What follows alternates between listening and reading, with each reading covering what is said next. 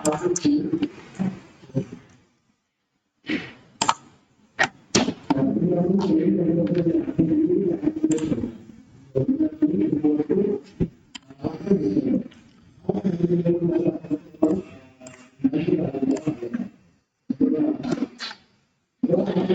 friends, good morning.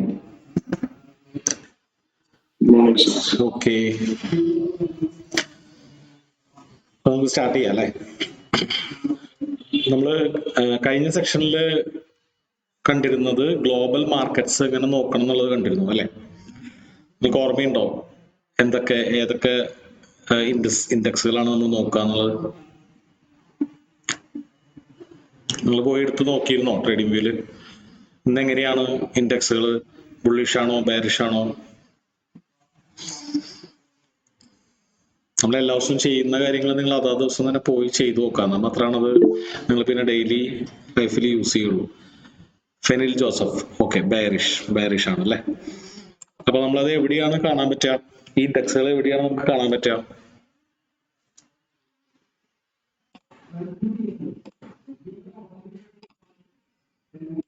നിങ്ങൾ എവിടെ പോയിട്ടാണ് അത് നോക്കുന്നത്? Trading വ്യൂല. Okay,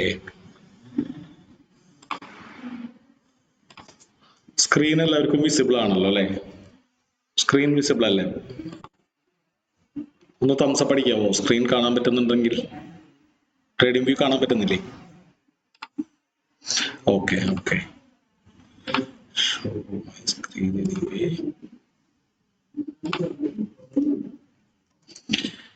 okay.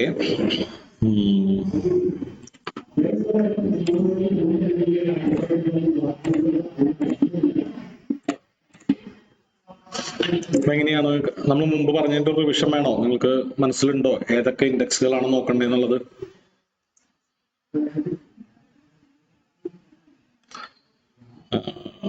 Trading view. അപ്പോൾ ഞാനിവിടെ ട്രേഡിംഗ് വ്യൂവിൽ ഇത് ലോഡ് ചെയ്തേക്കാണ്. മെയിൻ ആയിട്ട് നമ്മൾ നോക്കേണ്ടത് മേജർ ആയിട്ടുള്ള അമേരിക്കൻ ഇൻഡെക്സുകൾ. അപ്പൊ അതില് 1 by 1 ആയിട്ട് നമുക്ക് കാണാം. SPX അതിന്റെ full form standard and poor 500 index. പിന്നെ ഡോ ജോൺസ് DJI. അപ്പോ നിങ്ങൾ വേണമെങ്കിൽ ഫോണിൽ ഇപ്പൊ ഈ ഒരു വ്യൂ വേണമെങ്കിൽ ഒന്ന് സ്ക്രീൻഷോട്ട് എടുത്ത് വെച്ചോ, അല്ലെങ്കിൽ നിങ്ങൾ ChatGPT പോയിട്ട് അപ്പൊ ചോദിച്ചാലും മതി. ഇത്രയും ഈ സിമ്പലുകളുടെ പേരൊന്നും വേണമെങ്കിൽ സ്ക്രീൻഷോട്ട് എടുത്ത് വെച്ചോ. അതായത് ഈ ഒരു ഏരിയ,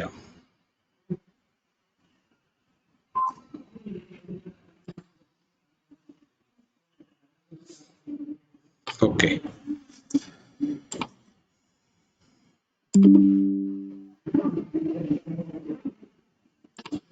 ഓക്കെ, ആ ഒരു ഏരിയ ഒന്ന് സ്ക്രീൻഷോട്ട് എടുത്ത് വെച്ചോ.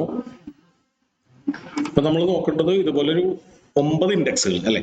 ഏറ്റവും മെയിൻ ആയിട്ടുള്ള 3 ഇൻഡെക്സ് വെച്ചിട്ടാണ് ഞാൻ സെലക്ട് ചെയ്തേക്കുന്നത്. അമേരിക്കയിലെ ഏറ്റവും ടോപ്പ് സ്റ്റാൻഡേർഡ് ആൻഡ് പുവറും ഡോ ജോൺസും നാസ്ഡാക്കും. യൂറോപ്പിയയിലെ UK 500 എന്നാണ് സിമ്പല്. ഇൻഡെക്സിന്റെ പേര് FTSE എന്നാണ്. ഇത് രണ്ടും തെറ്റരുത്. നമ്മൾ ട്രേഡിംഗ് വ്യൂവിൽ അടിക്കുകയാണെങ്കിൽ നമ്മൾ അടിക്കേണ്ടത് UK 500 എന്നാണ്. DE40 അത് ജർമ്മനിയുടെ ഇൻഡെക്സ് ആണെന്ന് മനസ്സിലാക്കാം. നമ്മൾ നിഫ്റ്റി 50 എന്ന് പറയുന്ന പോലെ DE40. ഇവിടെ നിങ്ങൾ സിമ്പല് കാണാൻ പറ്റും. അപ്പൊ ഈ സിമ്പല് നിങ്ങളുടെ ട്രേഡിംഗ് വ്യൂവിൽ ഡീഫോൾട്ട് കാണാനില്ലെങ്കിൽ റൈറ്റ് ബട്ടൺ അടിച്ചിട്ട് സെറ്റിംഗ്സിൽ പോയിട്ട് വാട്ടർമാർക്ക് ഓൺ ചെയ്യുക. അപ്പോൾ ഈ ക്യാൻവാസ് എന്ന് പറഞ്ഞിട്ട് പെൻസിലിന്റെ ഒരു പിക്ചർ കാണാം. അവിടെ പോയി കഴിഞ്ഞാൽ വാട്ടർമാർക്കിൽ ടിക്കറും ഇന്റർവെല്ലും ഡിസ്ക്രിപ്ഷനും ഓൺ ചെയ്തത് എപ്പോഴും. ഈ 3 ഓൺ ചെയ്തിട്ട് കഴിഞ്ഞാൽ നമുക്ക് ഇൻഡെക്സും സിമ്പലും തമ്മിൽ തെറ്റ് പറ്റില്ല. അപ്പൊ നമ്മൾ ഇതിനെ വിളിക്കുക ജർമ്മനി 40 അല്ലെങ്കിൽ ജർമ്മനിയിലെ 40 കമ്പനികളുടെ ആവറേജ്. പക്ഷെ നമ്മളിത് ട്രേഡിംഗ് വ്യൂവിൽ അടിച്ചു കൊടുക്കണമെങ്കിൽ DE40 എന്നാണ് അടിക്കേണ്ടത്. കാക്ക് ഫ്രാൻസിലെ, അപ്പൊ അത് ഇതിൽ കാണാൻ പറ്റില്ല. കാക്ക് 40 നമ്മൾ മനസ്സിലാക്കുക, ഫ്രാൻസിലെ ഇൻഡെക്സ്. ഇനി ഏഷ്യയിലെ ബിഗ്ഗസ്റ്റ് ഇൻഡെക്സുകളാണ് ജപ്പാന്റെ, ചൈനയുടെ, ഹോങ്കോങ്ങിന്റെ. അപ്പൊ ഈ 3 സ്ഥലങ്ങളും ഓർത്ത് വെക്കുക: ജപ്പാൻ, ചൈന, ഹോങ്കോങ് അല്ലെ, മേജർ സിറ്റീസ്. അപ്പൊ അതിൽ ജപ്പാന്റെ ഇൻഡെക്സ് നെയ്ക്കി എന്നാണ് പറയാ, നെയ്ക്കി NI 225. അപ്പൊ ഈ നമ്പർ പറയുന്നത് എത്ര സ്റ്റോക്സുകൾ അതിൽ റെപ്രസെന്റ് ചെയ്യുന്നുള്ളതാണ്. SSE composite. അപ്പോൾ ഇത് ഓർത്ത് വെക്കാൻ C for ചൈന. ഓക്കെ, ചൈനയുടെ ഇൻഡെക്സിന്റെ പേരാണ് കമ്പോസിറ്റ് എന്ന് പറയുന്നത്.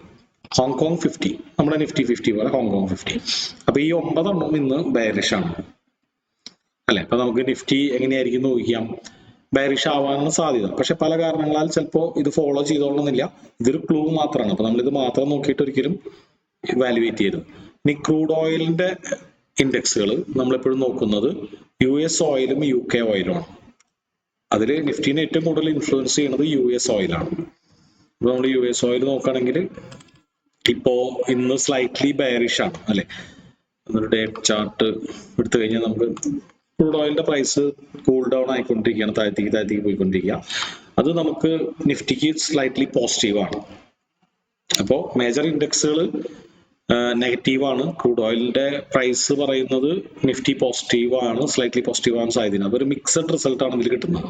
അപ്പൊ ഇത് തന്നെ നമ്മൾ നോക്കുകയാണെങ്കിൽ ഈ 9 എണ്ണത്തിൽ ഒരു 7 എണ്ണം എങ്കിലും, 7, 8, 9 എണ്ണെങ്കിലും ഒരു കളറാണെങ്കിൽ മാത്രമേ ഇതിൽ നിന്നൊരു ഇൻഫോർമേഷൻ റീഡ് ചെയ്യാവൂ. ഓക്കെ, അപ്പൊ നിഫ്റ്റി നോക്കുകയാണെങ്കിൽ ഇന്ന് ന്യൂട്രൽ ആണ്, വലിയ മാറ്റമൊന്നുമില്ല. കാര്യം ഗ്രീൻ കളറിലാണ് കാണുന്നുണ്ടെങ്കിലും ഓൾറെഡി ഇന്നലെ നല്ലൊരു ഫോൾ ഉണ്ടായതല്ലേ. അപ്പൊ അതിന്റെ ഒരു കറക്ഷൻ പോലെയാണ് ഇപ്പൊ നിൽക്കുന്നത്. ഒരു അനക്കമില്ല, തിരിച്ച് റിക്കവർ ആയിട്ടില്ല, അങ്ങനെയാണ് നിൽക്കുന്നത്. ഓക്കെ, ഇനി നമുക്ക് പ്രീ മാർക്കറ്റ് അനാലിസിസിൽ നോക്കേണ്ട അടുത്തൊരു കാര്യം എന്ന് പറയുന്നത് ഇന്ത്യ വിക്സ് ആണ്. ഇന്ത്യ വിക്സ് ഓരോ ദിവസവും നമുക്ക് പുതിയ ഓരോ എലമെന്റുകൾ നമ്മുടെ ആർസനലിലേക്ക് ആഡ് ചെയ്യാം. ഓക്കെ, ഇന്ത്യ വിക്സ് എന്ന് പറഞ്ഞിട്ട് നിങ്ങൾ ജസ്റ്റ് ഗൂഗിളിൽ സെർച്ച് ചെയ്താൽ മതി, അല്ലെങ്കിൽ നിഫ്റ്റി വിക്സ് എന്ന് പറഞ്ഞിട്ട് ഗൂഗിളിൽ സെർച്ച് ചെയ്ത് കഴിഞ്ഞാൽ അതിന്റെ ചാർട്ട് കാണാം. അത് വേണമെങ്കിൽ നമുക്ക് ട്രേഡിംഗ് വ്യൂവിൽ ഇടാം, അല്ലെങ്കിൽ ജസ്റ്റ് നിങ്ങൾ സെർച്ച് ചെയ്തിട്ട് അത് റീഡ് ചെയ്താൽ മതി. അപ്പൊ ഇതെങ്ങനെ റീഡ് ചെയ്യുന്നുള്ളത് നോക്കാം.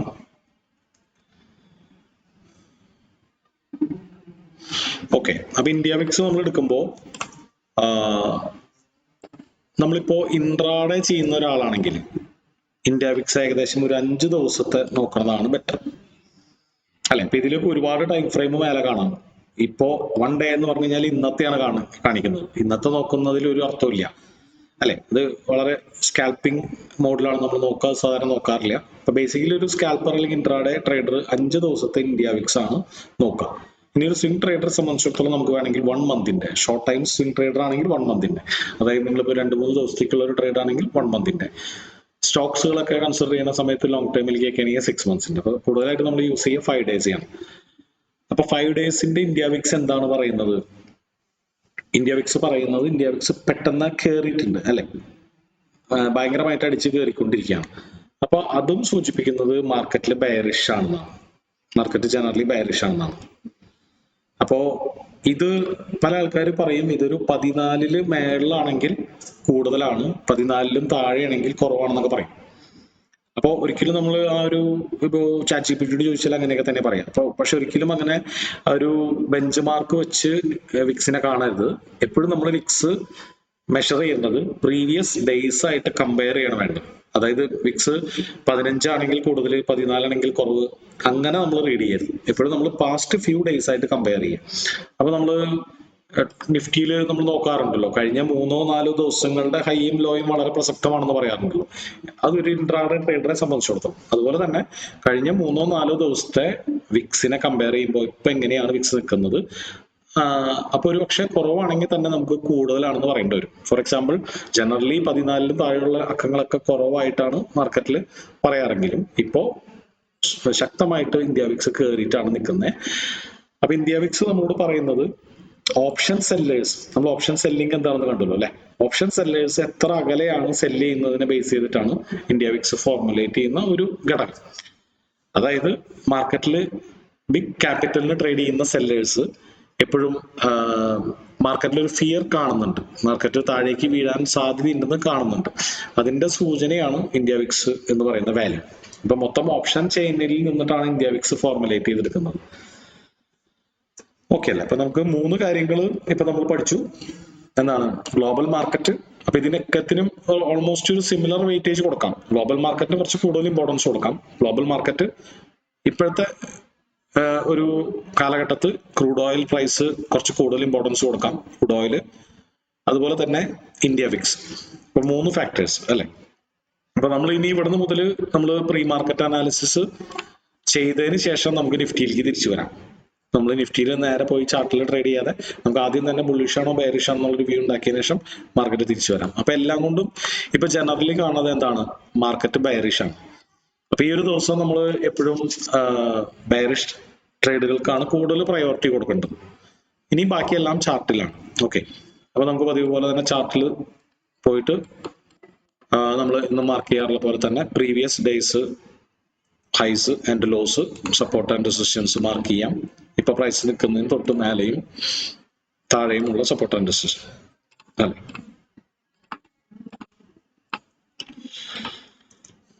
മാർക്ക് ചെയ്യാം. അപ്പൊ അതിനുശേഷം ഇന്ന് മാർക്കറ്റ് ഓൾറെഡി സപ്പോർട്ട് എടുത്തേക്കുന്നത് ഇന്നലത്തെ ലോയിലാണ് അല്ലെ. അത് നമുക്ക് ഇവിടെ തന്നെ കാണാം അല്ലെ. ഇന്നലത്തെ ലോ എന്നാണ് തിരിച്ച് കയറിക്കുന്നത്. ഓക്കെ, ഇനി നമുക്ക് 1 hour പോയിട്ട് അല്ലെങ്കിൽ 30 minutes പോയിട്ട് വേറെ ഏതെങ്കിലും ക്ലിയർ ആയിട്ടുള്ള സപ്പോർട്ട് ആൻഡ് റെസിസ്റ്റൻസ് ഉണ്ടെങ്കിൽ അതും നമുക്കൊന്ന് മാർക്ക് ചെയ്യാം.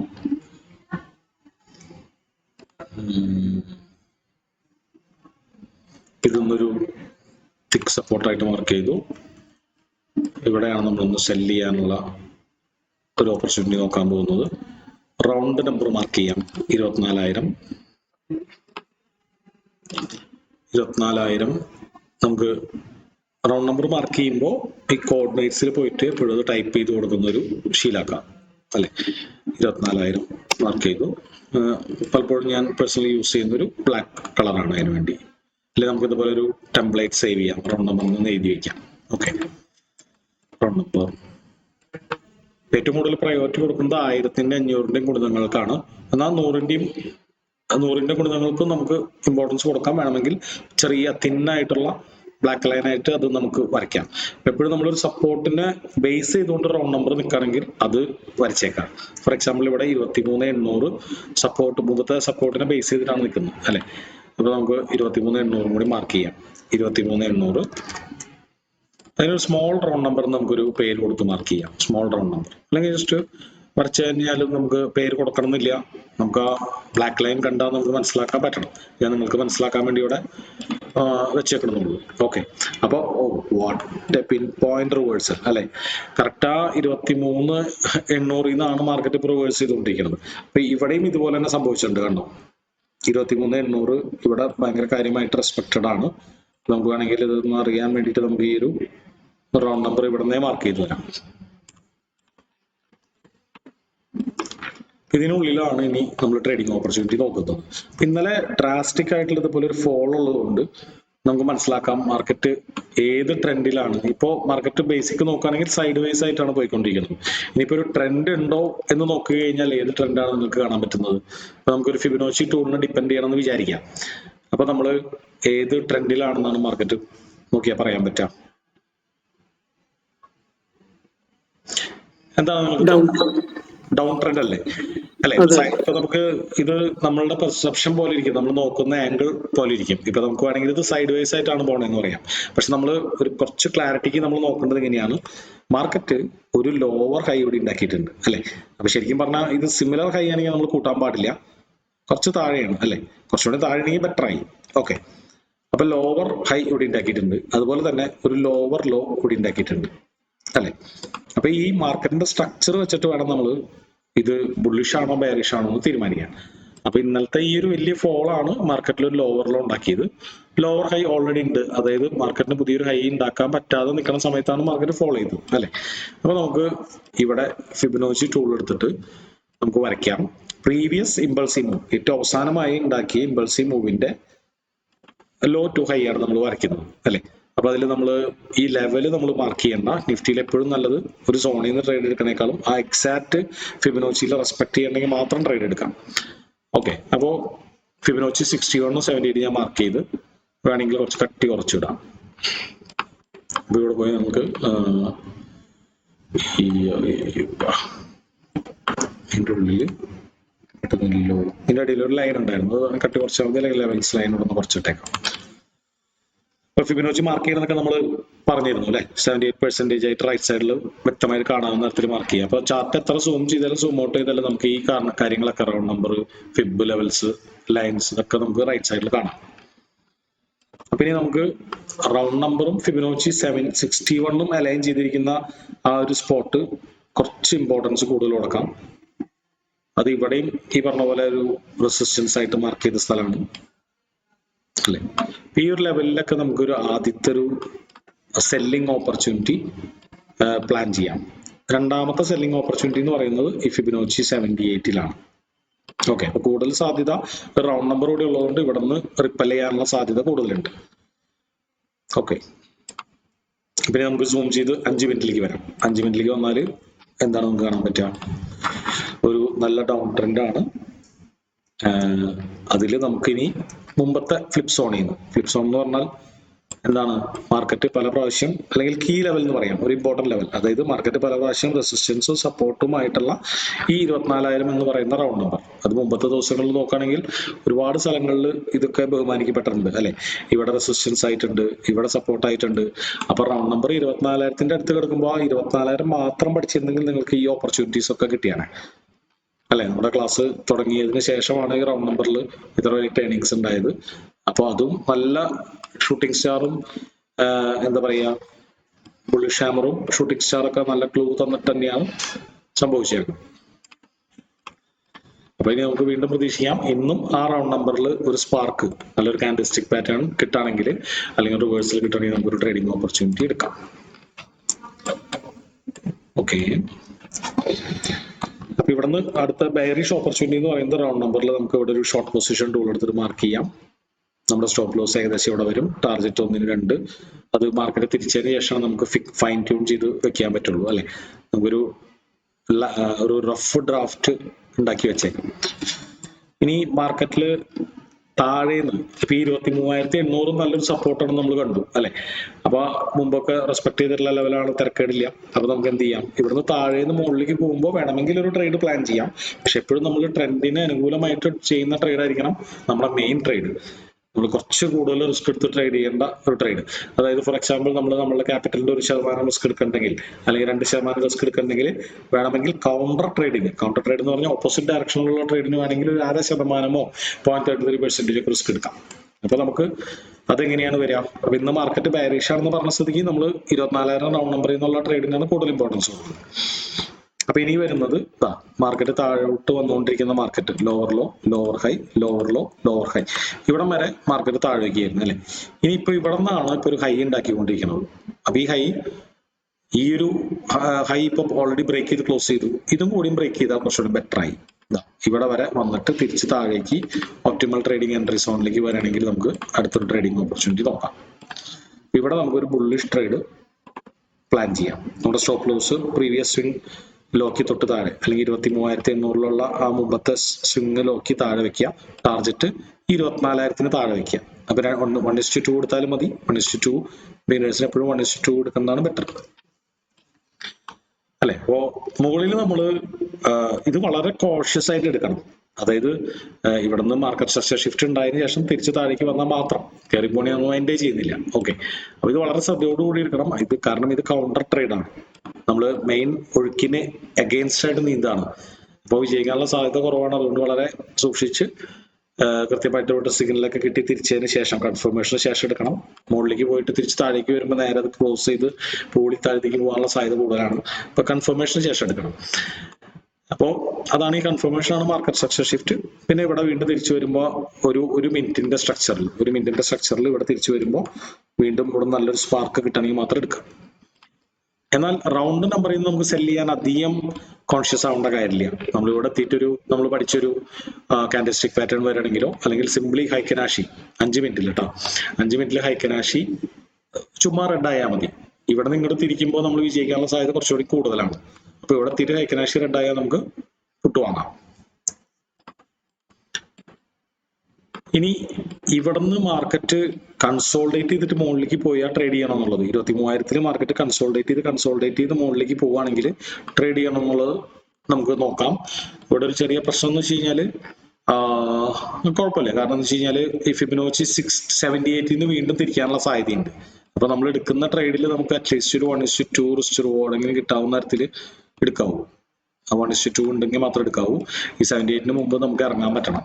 അപ്പൊ അത്ര നാനോ ടൈം ഫ്രെയിമിൽ, ഫോർ എക്സാമ്പിൾ 1 മിനിറ്റിന്റെ ടൈം ഫ്രെയിമിലൊക്കെ മാർക്കറ്റ് ഇങ്ങനെ വന്നിട്ട് 1 മിനിറ്റിന്റെ ടൈം ഫ്രെയിമിലൊക്കെ ഇവിടുന്ന് ഒരു ബ്രേക്ക് ഔട്ട് കിട്ടുകയും നമുക്ക് ടൈറ്റ് ആയിട്ട് സ്റ്റോപ്പ് ലോസ് വെക്കാൻ മാത്രമുള്ള ടൈറ്റ് കൺസോൾട്ടേഷൻ ഉണ്ടെങ്കിൽ നമുക്കൊരു ട്രൈ നടത്താം.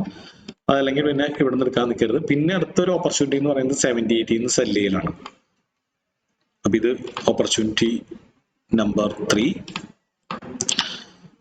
ഓപ്പർച്യൂണിറ്റി നമ്പർ 2 ഇത് ബിഗ് ഓപ്പർച്യൂണിറ്റി ആണ് അല്ലെ, ബെയറിഷ് ഓപ്പർച്യൂണിറ്റി. ഇത് ബുള്ളിഷ് ഓപ്പർച്യൂണിറ്റി. ഇവിടുന്ന് സെല് ചെയ്യാം, ഇവിടുന്ന് ബൈ ചെയ്യാം. അടുത്തത് എവിടെയായിരിക്കും?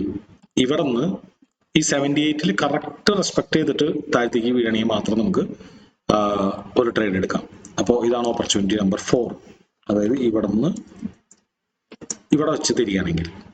അപ്പൊ ഇത് ഇവിടെയും 78 മാത്രം നമ്മൾ വിശ്വസിച്ചെടുക്കുമ്പോൾ ഒരിക്കലും നമ്മൾ ഒരു കാൻഡൽസ്റ്റിക് പാറ്റേണിന്റെ വെളിച്ചത്തിൽ എടുക്കരുത്. ഒരു മിനിറ്റിൽ മാർക്കറ്റ് സ്ട്രക്ചർ ഷിഫ്റ്റ് നോക്കിയിട്ട് എടുക്കാം എന്നാണ്. ഇനി ഇന്ന് നമുക്ക് വരാൻ സാധ്യതയുള്ള അടുത്തൊരു ട്രേഡ് എന്ന് പറഞ്ഞാൽ ഏതായിരിക്കും? ഇതിനുള്ളിൽ നമ്മൾ വിട്ടുപോയൊരു ട്രേഡ് ഉണ്ട്. ഏതാണ്? ആരെങ്കിലും പറയാൻ പറ്റും? അത് നമ്മുടെ support and resistance strategy base ചെയ്തിട്ട് ഇതിനുള്ളിൽ നമുക്ക് കിട്ടിയേക്കാവുന്ന അടുത്തൊരു ട്രേഡ്. സാറേ 15 മിനിറ്റ് ടൈം ഫ്രെയിമിൽ ഇപ്പൊ നിൽക്കുന്ന ലെവൽ ഒരു റെസിസ്റ്റൻസ് അല്ലേ? 15 മിനിറ്റ് ടൈം ഫ്രെയിമിൽ ഇപ്പൊ നിൽക്കുന്ന ലെവല് ഒരു റെസിസ്റ്റൻസ് ആണ്, കുഴപ്പമില്ല. പക്ഷെ ഈ റെസിസ്റ്റൻസ് നമ്മൾ ഇപ്പൊ ഷോർട്ട് ചെയ്യുമ്പോഴുള്ള പ്രശ്നം എന്ന് വെച്ചാൽ നമ്മൾ ഒരുപാട് എന്താ പറയുക, ഡിസ്കൗണ്ട് പ്രൈസിൽ നിന്നാണ് സെല് ചെയ്യുന്നത്. അപ്പൊ മാക്സിമം പ്രീമിയത്തിൽ നിന്ന് സെല് ചെയ്യാൻ നോക്കണം. അപ്പൊ ഈ ഇമ്പൾസീവ് മൂവിന്റെ മേൽപകുതിയിൽ നിന്ന് മാത്രമേ സെല് ചെയ്യാവൂ. ഇതാണ് നമ്മുടെ ഇമ്പൾസീവ് മൂവ് അല്ലെ, അവസാനമായിട്ട് ഉണ്ടായിരിക്കുന്ന ഫോള്. അപ്പൊ അതിന്റെ കീഴ്പകുതി ഡിസ്കൗണ്ട് ആണ്, മേൽപകുതിയിൽ നിന്ന് മാത്രമേ സെല് ചെയ്യാവൂ. അപ്പൊ അതാണ് ട്രെൻഡിങ് മാർക്കറ്റിന്റെ ഒരു പ്രിൻസിപ്പിൾ. മാർക്കറ്റ് താഴത്തോട്ട് പോയിക്കൊണ്ടിരിക്കുകയാണെങ്കിൽ നമ്മൾ എപ്പോഴും തിരിച്ചു കയറി വരുമ്പോൾ ഇവിടെ നിന്ന് സെല് ചെയ്യരുത്. കാരണം എന്താ, ഇവിടെ നിന്ന് സെല് ചെയ്താലുള്ള പ്രശ്നം എന്താ, മാർക്കറ്റ് വീണ്ടും തിരിച്ചു കയറാനുള്ള സാധ്യത കൂടുതലാണ്. കാരണം അവിടെ ഒരുപാട് ഗ്യാപ്പ് കിടക്കുന്നുണ്ട്. അതിന്റെ ന്യായവിലയിലേക്ക് വന്നതിന് ശേഷം മാത്രമാണ് തിരിച്ച് താഴേക്ക് പ്രതീക്ഷിക്കുന്നത്. ഓക്കെ, കുഴപ്പമില്ല, നല്ല ഒബ്സർവേഷൻ ആണ്. കാരണം ഇവിടെ നല്ല റെസിസ്റ്റൻസ് ആണ്. ഇത് റെസിസ്റ്റൻസ് ആയിട്ട് നമുക്ക് എടുക്കാം, അല്ലെങ്കിൽ ഫ്ലിപ്പ് സോൺ ആയിട്ട് നമുക്ക് എടുക്കാം. പക്ഷെ എപ്പോഴും മാർക്കറ്റിൽ ഡൗൺ ട്രെൻഡിൽ ഡിസ്കൗണ്ട് പ്രൈസിൽ നിന്ന് സെല് ചെയ്യരുത്. Only cell from premium. അതായത് ഏറ്റവും ബെസ്റ്റ് എന്ന് പറഞ്ഞാൽ 61-78%. ഓക്കെ, 24,000 61% ആണ് ഏകദേശം. അതിൽ സോണിൽ കിട്ടുകയാണെങ്കിൽ നമുക്ക് സെല് ചെയ്യാം. അപ്പോഴേക്കും നമുക്കൊരു പ്രീമിയം വിലയായി. അതായത് മേൽപകുതിയിൽ നിന്ന് വിൽക്കാം, കീഴ്പകുതിയിൽ നിന്ന് വാങ്ങാം. അപ്പൊ അത് ബുള്ളിഷ് ട്രെൻഡിലാണ്. ബുള്ളിഷ് ട്രെൻഡിൽ നമ്മൾ എപ്പോഴും കീഴ്പകുതിയിൽ നിന്നല്ലേ വാങ്ങാൻ നോക്കാറ്. മേൽപകുതിയിൽ നിന്ന് ഒരിക്കലും വാങ്ങരുത്. കാരണം എന്താ, നമ്മുടെ സ്റ്റോപ്പ് ലോസ് അടിക്കാനുള്ള സാധ്യത കൂടുതലാണ്. അപ്പൊ ഇനി നമ്മൾ ഇതിൽ വിട്ടുപോയ ട്രേഡ് എന്ന് പറയുന്നത് 5 മിനിറ്റിൽ വിട്ടുപോയ ട്രേഡ് എന്ന് പറയുന്നത്, മാർക്കറ്റ് ഇനി ഇവിടുന്ന് നേരെ ഇങ്ങോട്ട് താഴ്ത്തേക്ക് വന്നാലോ, താഴ്ത്തേക്ക് വന്നിട്ട് ഇത് നമ്മളൊരു ട്രേഡ് എടുത്തു എന്ന് വിചാരിച്ചോ, അല്ലെങ്കിൽ ഇവിടുന്ന് തിരിഞ്ഞില്ല എന്ന് വിചാരിച്ചോ. ഇവിടുന്ന് തിരിഞ്ഞാൽ നമുക്കൊരു ട്രേഡ് എടുക്കാം. തിരിഞ്ഞില്ല, നേരെ താഴ്ത്തേക്ക് വന്നു, ഇവിടുന്ന് കട്ടായി താഴ്ത്തേക്ക് പോയാൽ നമുക്കൊരു ട്രേഡ് എടുക്കാം. പക്ഷെ അത് ചുമ്മാ കട്ടായാൽ പോരാ. ഒരു പ്രാവശ്യം ഇവിടെ സപ്പോർട്ട് എടുത്തിട്ടുണ്ട്. ആ സപ്പോർട്ടിനെ ഇവിടുന്ന് ഒരു ബൈയിങ് പ്രഷർ ചെറുത് കാണണം മുകളിലേക്ക്. അത് കഴിഞ്ഞിട്ട് അത് ലാസ്റ്റ് ചെയ്യാതെ വീണ്ടും ഫെയിൽ ആവണമെങ്കിൽ നമുക്ക് ട്രേഡ് എടുക്കാം. 1-2 കാണുകയാണെങ്കിൽ ബെറ്റർ അല്ലെ. ഇവിടേക്ക് ഒരു ബ്രേക്ക് ഔട്ട് ട്രേഡും ഇന്ന് പ്രതീക്ഷിക്കാം. അപ്പൊ നമ്മളെപ്പോഴും വരച്ചിടേണ്ടത് ഇന്ന് കിട്ടാൻ സാധ്യതയുള്ള ട്രേഡുകളാണ്. ഇന്നൊരു 2:15 മുമ്പ് കിട്ടാൻ സാധ്യതയുള്ള ട്രേഡുകളാണ്. അത്രയും ദൂരം മാർക്കറ്റ് മൂവ് ചെയ്യാവുന്നതിന്റെ അടുത്തുള്ള ട്രേഡുകളാണ് നമ്മളിപ്പോൾ ഫോക്കസ് ചെയ്യേണ്ടത്. ഓക്കെ, ഒരു 2:15 ശേഷം ട്രേഡ് എടുക്കാതിരിക്കുകയാണ് നല്ലത്. കാരണം നമ്മുടെ റിസ്ക് റിവാർഡ് 1:2 ആണല്ലോ. അപ്പോൾ ടാർഗറ്റ് അടിക്കാനുള്ള സാധ്യത കുറയുകയും സ്റ്റോപ്പ് ലോസ് അടിക്കാനുള്ള സാധ്യത അവിടെ ഉണ്ട് താനും. അപ്പൊ ക്ലിയർ അല്ലേ? നമ്മുടെ എല്ലാ ദിവസവും അറ്റൻഡ് ചെയ്യുന്നവർക്ക് ഇത് വെള്ളം പോലെ ആയിട്ടുണ്ടെന്ന് അറിയാം. മുടങ്ങാതെ അറ്റൻഡ് ചെയ്യുന്നവർക്കൊക്കെ അല്ലെ. നിങ്ങൾക്ക് ഇതൊക്കെ വെച്ച് ട്രേഡ് ചെയ്യാൻ പറ്റുന്നുണ്ടോ? നിങ്ങൾ ഇതൊക്കെ വെച്ച് ട്രേഡ് ചെയ്യുന്നുണ്ടോ? എല്ലാ ദിവസവും മുടങ്ങാതെ അറ്റൻഡ് ചെയ്യുന്നവരൊന്ന് കൈ ഉയർത്താവോ? എത്ര പേരുണ്ട്?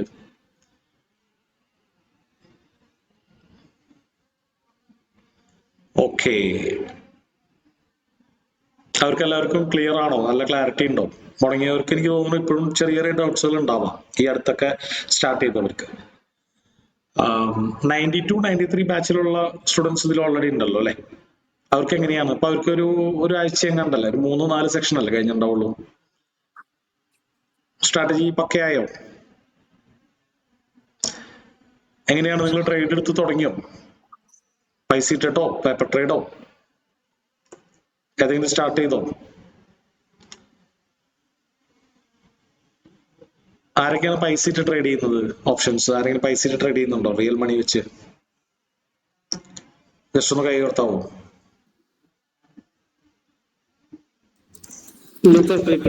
പേപ്പർ ട്രേഡിംഗ് ചെയ്യുന്നുണ്ട്. പേപ്പർ ട്രേഡിംഗ് ഇങ്ങനെ മുടങ്ങാണ്ട് ചെയ്യുന്നവരൊന്ന് കൈവക്കാവോ? ചെയ്യുന്നുണ്ടല്ലേ? Okay okay. കഴിഞ്ഞ ദിവസം ഏതെങ്കിലും ട്രേഡ് കിട്ടിയിരുന്നോ നമുക്ക്? ഇന്നലെയോ മിനിഞ്ഞാന്നോ നമ്മുടെ ഈ സ്ട്രാറ്റജി ബേസ് ചെയ്ത് വല്ല ട്രേഡ് കിട്ടിയിരുന്നോ? സൂരജ് സെല്ലിംഗ് ആണ് ചെയ്യുന്നത് അല്ലെ? സെല്ലിംഗ് എങ്ങനെയാണ്? ഡയറക്ഷണൽ സെല്ലിംഗ് ആണോ നോൺ ഡയറക്ഷണൽ സെല്ലിംഗ് ആണോ? ഡയറക്ഷൻ ആണ്. നമ്മുടെ സ്ട്രാറ്റജി ഉപയോഗിച്ചിട്ട് തന്നെയാണോ? അതെ അതെ. ഓക്കെ. എങ്ങനെയുണ്ട് സെല്ലിംഗ്? പ്രോഫിറ്റ് ഉണ്ട്, ചെറിയ പ്രോഫിറ്റ് ആണ് എന്നാലും. സെല്ലിംഗിൽ എപ്പോഴും നമുക്ക് ചെറിയ പ്രോഫിറ്റ് ആണ് പ്രതീക്ഷിക്കാൻ പറ്റുള്ളൂ അല്ലെ? ഓക്കെ. പക്ഷെ അത് കിട്ടാനുള്ള സാധ്യത വളരെ കൂടുതലാണ്. പിന്നെ ആ സെല്ല് ഇങ്ങനെ അഡ്ജസ്റ്റ് ചെയ്യണതിൽ ചില ദിവസങ്ങളിൽ എന്തെങ്കിലും മിസ്റ്റേക്ക് വന്നിട്ട് എക്സിറ്റ് ആവാറുണ്ട്. എങ്ങനെയാണ് അഡ്ജസ്റ്റ് ചെയ്യുന്നത്? പ്രോഫിറ്റ് കിട്ടുന്ന ലെക്സുകൾ ക്ലോസ് ചെയ്ത് പോവാണോ? അതെ അതെ. ഓക്കെ. വൺ ഡയറക്ഷനിലാണ് എടുക്കുക. അപ്പൊ നമ്മള് ചാർട്ടിൽ നോക്കുന്ന ആ ഒരു പ്രോഫിറ്റ് എത്തുമ്പോ ഓട്ടോമാറ്റിക്കലി എക്സിറ്റ് ചെയ്യും. കൃത്യമായിട്ട് സ്റ്റോപ്പ് ലോസും ടാർഗറ്റ് ഒക്കെ വെച്ചിട്ടാണ് ചെയ്യുന്നത് അല്ലേ? അതെ അതെ. അടിപൊളി. Okay okay. അപ്പൊ നിങ്ങൾക്ക് പേപ്പർ ട്രേഡ് ചെയ്യുകയാണെങ്കിൽ നിങ്ങൾക്ക് സെല്ലിങ്ങും പരീക്ഷിക്കാം. ഇപ്പൊ നമ്മൾ ബയേഴ്സിന്റെ പെർസ്പെക്റ്റീവിലാണ് ഈ ഒരു സ്ട്രാറ്റജി നിൽക്കുന്നതെങ്കിൽ നിങ്ങൾക്ക് അധികം ക്യാപിറ്റൽ, കൂടുതൽ ക്യാപിറ്റൽ ഉണ്ട്, അധികം റിട്ടേൺസ് നോക്കുന്നില്ല എന്നുള്ളവർക്ക് എപ്പോഴും സേഫ് സെല്ലിംഗ് ആണ് അല്ലെ? അപ്പൊ നമുക്ക് ഇന്നത്തെ ഒരു ക്ലാസ്സിൽ സെല്ലിങ്ങിന്റെ പെർസ്പെക്റ്റീവിൽ ഇത് എങ്ങനെ എക്സിക്യൂട്ട് ചെയ്യാന്നുള്ളത് ഫോക്കസ് ചെയ്യാം. അപ്പൊ നമ്മൾ ബൈയിങ് എങ്ങനെ എക്സിക്യൂട്ട് ചെയ്യണം എന്നുള്ളത് കഴിഞ്ഞ ക്ലാസ്സുകളിൽ കണ്ടതാണ് അല്ലെ? ഫസ്റ്റ് സ്റ്റോക്കിൽ പോയിട്ട് അതെങ്ങനെ ടൈപ്പ് ചെയ്യണം, ബൈ ചെയ്യണം, അതുപോലെ സെൻസിബിളിൽ അത് എങ്ങനെ മെഷർ ചെയ്യണം, നമുക്ക് എത്ര ലോസ് വരാം, പ്രോഫിറ്റ് വരാം, ഇതെല്ലാം നമ്മൾ കണ്ടതാണ്. അപ്പൊ ഇന്ന് നമുക്ക് സെല്ലിങ്ങിന്റെ പെർസ്പെക്റ്റീവിൽ ഈ ഒരു സ്ട്രാറ്റജി യൂസ് ചെയ്ത് എങ്ങനെ ട്രേഡ് ചെയ്യാന്നുള്ളത് ഫോക്കസ് ചെയ്യും. ഓക്കെ. അപ്പൊ ബേസിക്കലി സെല്ലിങ്ങിനെ കുറിച്ച് നിങ്ങൾക്ക് നല്ലൊരു ധാരണ ഉണ്ടെന്ന് വിചാരിക്കുന്നു അല്ലെ? എല്ലാവരും ബേസിക് ക്ലാസ്സുകൾ, ഓപ്ഷൻ, ഫ്യൂച്ചേഴ്സ് ആൻഡ് ഓപ്ഷൻസിന്റെ ബൈയിങ് അതുപോലെ തന്നെ സെല്ലിംഗ് സെക്ഷൻസുകൾ എല്ലാവരും അറ്റൻഡ് ചെയ്തിരുന്നോ? ഇനിയോണ് ലാസ്റ്റ് സെക്ഷൻസ് ആണ് ഓപ്ഷൻ സെല്ലിംഗ് നമുക്ക് വരുന്നത് അല്ലെ? നമ്മുടെ 1 മന്ത് 2 മന്ത് ക്ലാസ്സിൽ അവസാനത്തെ 2-3 സെക്ഷൻസ് ഒക്കെയാണ് നമുക്ക് സെല്ലിംഗ് വരുന്നത്. അതൊക്കെ പ്രോപ്പറായിട്ട് അറ്റൻഡ് ചെയ്തിരുന്നോ? എല്ലാവർക്കും സെല്ലിങ്ങിനെ കുറിച്ച് ഒരു ധാരണയുണ്ടോ? അതൊരു ക്വിക്ക് റിവിഷൻ വേണോ? എങ്ങനെയാണ്? ഡൗട്ട്സ് ഉള്ളതെല്ലാം ഉണ്ടോ? ഈ ബൈയിങ്ങിന്റെ എന്നായിരുന്നു ലാസ്റ്റ് എടുത്ത്? 15th കഴിഞ്ഞ ഈ മാസം 15th 12th ബൈയിങ്ങിനൊക്കെ എടുത്തു. കഴിഞ്ഞ ക്ലാസ്സോ? ബൈയിങ്ങിന്റെ ക്ലാസ് എടുത്തായിരുന്നല്ലോ. അത് ഈ പറഞ്ഞത് 12th ഏതാണ് ബാച്ച്? 92, 93 ആണോ? Okay okay. അപ്പൊ അവർക്ക് സെല്ലിംഗ് ആയിട്ടില്ല, സെല്ലിംഗ് ഒന്നും ഇൻട്രൊഡ്യൂസ് ചെയ്തിട്ടുള്ളൂ അല്ലെ? അതല്ല സാർ എടുത്തത് എന്നായിരുന്നു ചോദിച്ചത്. അങ്ങനെ ഈ 12th 15th ഇപ്പൊ 92, 93 ബാച്ച് ഇപ്പൊ പോയിക്കൊണ്ടിരിക്കുകയാണ്. അപ്പൊ അതിൽ സെല്ലിംഗ് ഒന്നും ഇൻട്രൊഡ്യൂസ് ചെയ്തിട്ടുള്ളൂ, സ്ട്രാറ്റജികളിലേക്ക് കടന്നിട്ടില്ല. അതിന് മുമ്പുള്ള 90, 91 ബാച്ച് ഒരു 2 ആഴ്ച ആയി കാണണം. 2 ആഴ്ച മുമ്പ് കംപ്ലീറ്റ് ചെയ്തിട്ടുണ്ട്. സെല്ലിംഗ് കംപ്ലീറ്റ് ചെയ്തിട്ടുണ്ട്. അത് കഴിഞ്ഞിട്ടാണ് എനിക്ക് തോന്നുന്നു കഴിഞ്ഞതിന്റെ മുമ്പത്തെ മൺഡേ തുടങ്ങിയാണ് അവര് ലൈവ് ക്ലാസ്സിൽ വന്നു തുടങ്ങിയത്. 3 ആഴ്ചയായി കാണും ഏകദേശം. ഏത് ബാച്ചാണ് ആഷിഖ്? ഞാൻ 86 ആണ്. 86. അപ്പൊ സെല്ലിങ്ങിന്റെ ക്ലാസ് ഒക്കെ എന്തായാലും കിട്ടിയിട്ടുണ്ടാവും അല്ലേ? ഓക്കെ. ഇനി നമുക്കൊന്ന് ക്വിക്കായിട്ട് റിവൈസ് ചെയ്യാം. 90 ബാച്ചിന്റെ 90 ബാച്ചാണ്. അപ്പൊ ഇതിന്റെ ഈ പിന്നെ ലൈവ് ട്രേഡിങ്ങിന്റെ എല്ലാം കൂടെ ഒരു ചിലതിന്റെ വീഡിയോ കിട്ടിയിട്ടില്ല. അതിന്റെ എല്ലാം കൂടെ വീഡിയോ അവൈലബിൾ ആക്കാം. 1-2 ക്ലാസ് മിസ് ആയിട്ടുണ്ട് ഇതിന്റെ ലൈവ് ട്രേഡിങ്ങിന്റെ. ലൈവ് ട്രേഡിംഗ് സെക്ഷൻ അല്ലേ? അതെ. അതിന്റെ സ്റ്റാർട്ടിംഗ് ആയിട്ടുള്ള വീഡിയോസ് 1-2 എണ്ണത്തിന്റെ അപ്ലോഡ് ചെയ്തിട്ടില്ല. എല്ലാം അപ്ലോഡ് ചെയ്യാറില്ല. ചില ദിവസങ്ങളിൽ 1-2 ദിവസം നെറ്റ്വർക്ക് ഇഷ്യൂ ഒക്കെ ആയിട്ട് ക്യാപ്ചർ ചെയ്യാൻ പറ്റാതെ പോയിട്ടുണ്ട്. ഇന്നത്തെ നമ്മൾ വീഡിയോ റെക്കോർഡ് ചെയ്തുകൊണ്ടിരിക്കുന്നുണ്ട്, അത് അപ്ലോഡ് ചെയ്തേക്കാം. കഴിഞ്ഞ ആഴ്ചത്തേന് കിട്ടാൻ അപ്പൊ ഒരു കണ്ടിന്യൂറ്റി കിട്ടുന്നില്ല. നമുക്ക് എല്ലാ ദിവസവും ക്ലാസ്സിൽ കയറാൻ പറ്റില്ല. ഓ റൈറ്റ്. ഓക്കെ. അപ്പൊ വീഡിയോ കണ്ടിട്ട് വേണം നോക്കാൻ അല്ലേ? ഓക്കെ. അപ്പൊ അങ്ങനെ ചെയ്യാം. അപ്പൊ ഇന്നത്തെ വീഡിയോ നമുക്ക് അപ്ലോഡ് ചെയ്യാം. ഇതില്ലെങ്കിൽ അടുത്ത ബാച്ചില് എന്റെ ലൈവ് ട്രേഡിങ്ങിനകത്തോട്ട് ആഡ് ചെയ്താലും മതി. ഈ ഒരു പ്രൊസീജിയർ നമ്മൾ ഒരുപാട് പ്രാവശ്യമായി കാണുന്നത് അല്ലെ? അപ്പൊ ഇന്ന് സെല്ലിങ്ങിന്റെ പെർസ്പെക്റ്റീവിൽ നമുക്ക് അത് എങ്ങനെ എക്സിക്യൂട്ട് ചെയ്യണം എന്നുള്ളതിന്റെ ഒരു കാര്യം കണ്ടിട്ട് അപ്പൊ അത് വീഡിയോ അപ്ലോഡ് ചെയ്യാം. ഓക്കെ. സാറേ പേപ്പർ ട്രേഡിന്റെ കാര്യം ഒന്ന് പറയാം. പേപ്പർ ട്രേഡ് ഫ്രണ്ട് പേജ് എന്ന് പറയുന്ന ഒരു ആപ്പിലാണ് ചെയ്യേണ്ടത്. വേറെയും ഒരുപാട് ആപ്സുകൾ ഉണ്ടായിരിക്കാം. അപ്പോൾ ഫ്രണ്ട് പേജ് ആണ് കുറച്ചുകൂടി സ്മൂത്ത് ആയിട്ട് ഫീൽ ചെയ്യുന്നത്. അപ്പോൾ അതിൽ നമുക്ക് പലതരം ഓർഡേഴ്സുകളില്ല. ഇപ്പൊ നമ്മൾ ആക്ച്വൽ ഫസ്റ്റ് സ്റ്റോക്കിൽ വരികയാണെങ്കിൽ നമുക്ക് ഇവിടെ കാണാം, നമുക്ക് എക്സിക്യൂട്ട് ചെയ്യാൻ പലതരം ഓർഡേഴ്സുകളുണ്ട് അല്ലെ. സ്റ്റോപ്പ് ലോസ്, സ്റ്റോപ്പ് ലിമിറ്റ്, അതെ, ലിമിറ്റ് മാർക്കറ്റ്, SLL, SLM എന്നൊക്കെ പറഞ്ഞുള്ള പല ഓർഡേഴ്സുകളുണ്ട്. ഇപ്പൊ ഫ്രണ്ട് പേജിൽ നമുക്ക് ഈ ഓർഡർ ടൈപ്സുകൾ ഉണ്ടാവില്ല, ജസ്റ്റ് ഒരു പ്രൈസ് മാത്രമേ ഉണ്ടാവുള്ളൂ.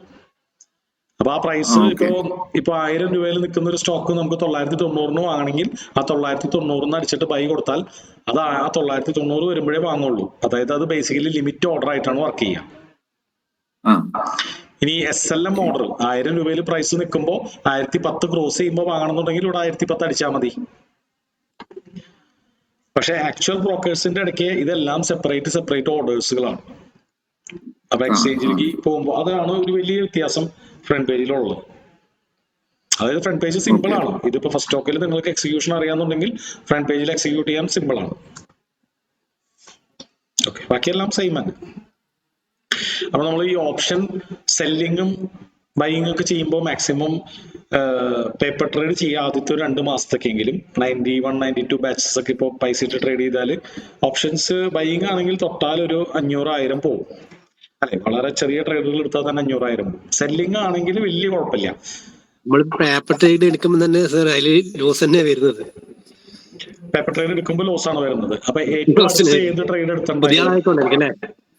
ഏത് ട്രേഡ് എടുത്തിട്ടുണ്ടായി? ഇന്നലെയോ ഇന്നോ വല്ല ട്രേഡ് എടുത്തിരുന്നോ? ഞാൻ ഇന്നലെ എടുത്തിട്ടില്ല. ഇന്നലെ ലാസ്റ്റ് ദിവസം അല്ലേ, അതുകൊണ്ട് ഇന്നലെ എടുത്തിട്ടില്ല. അതെ, മിനിഞ്ഞാന്ന് എത്ര മണിക്കാണ് എടുത്തിട്ടുണ്ടായത്? ഞാൻ ഒരു 10 മണി കഴിഞ്ഞു തോന്നുന്നു, സമയത്ത് എടുത്ത്. 10 മണി കഴിഞ്ഞിട്ട് നമ്മുടെ ക്ലാസ് കഴിഞ്ഞതിന് ശേഷമാണോ? അല്ല, ഞാൻ സെപ്പറേറ്റ് എടുത്തതാണ്, ക്ലാസ്സിനും കണ്ടിട്ടില്ല, അതിന് മുമ്പ് എടുത്തതാണ്. അതിന് മുമ്പ് എടുത്താണ് അല്ലേ? ഓക്കെ, അപ്പൊ അത് നമ്മുടെ സ്ട്രാറ്റജി ഉപയോഗിച്ചിട്ട് തന്നെയാണോ? ഞാൻ 86 ബാച്ചാണ് സാറേ. 86 ബാച്ച് ആണ് അല്ലേ? സാറിന്റെ ക്ലാസ്സിൽ ഉണ്ടായിരുന്നു കഴിഞ്ഞതിലെല്ലാം. നമ്മുടെ ഈ സപ്പോർട്ട് ആൻഡ് റെസിസ്റ്റൻസ് സ്ട്രാറ്റജി ഉപയോഗിച്ചിട്ട് തന്നെയാണോ എടുത്തത്? നമുക്ക് നോക്കാം. എന്താണ് മിനിഞ്ഞാന്ന് പറയുമ്പോൾ 22-ാം തീയതി ഈ ചാർട്ടിൽ ഏകദേശം ഏത് സമയത്താണ് സെൽ ചെയ്ത് അല്ലെങ്കിൽ ബൈ ചെയ്തതെന്ന് പറയാമോ?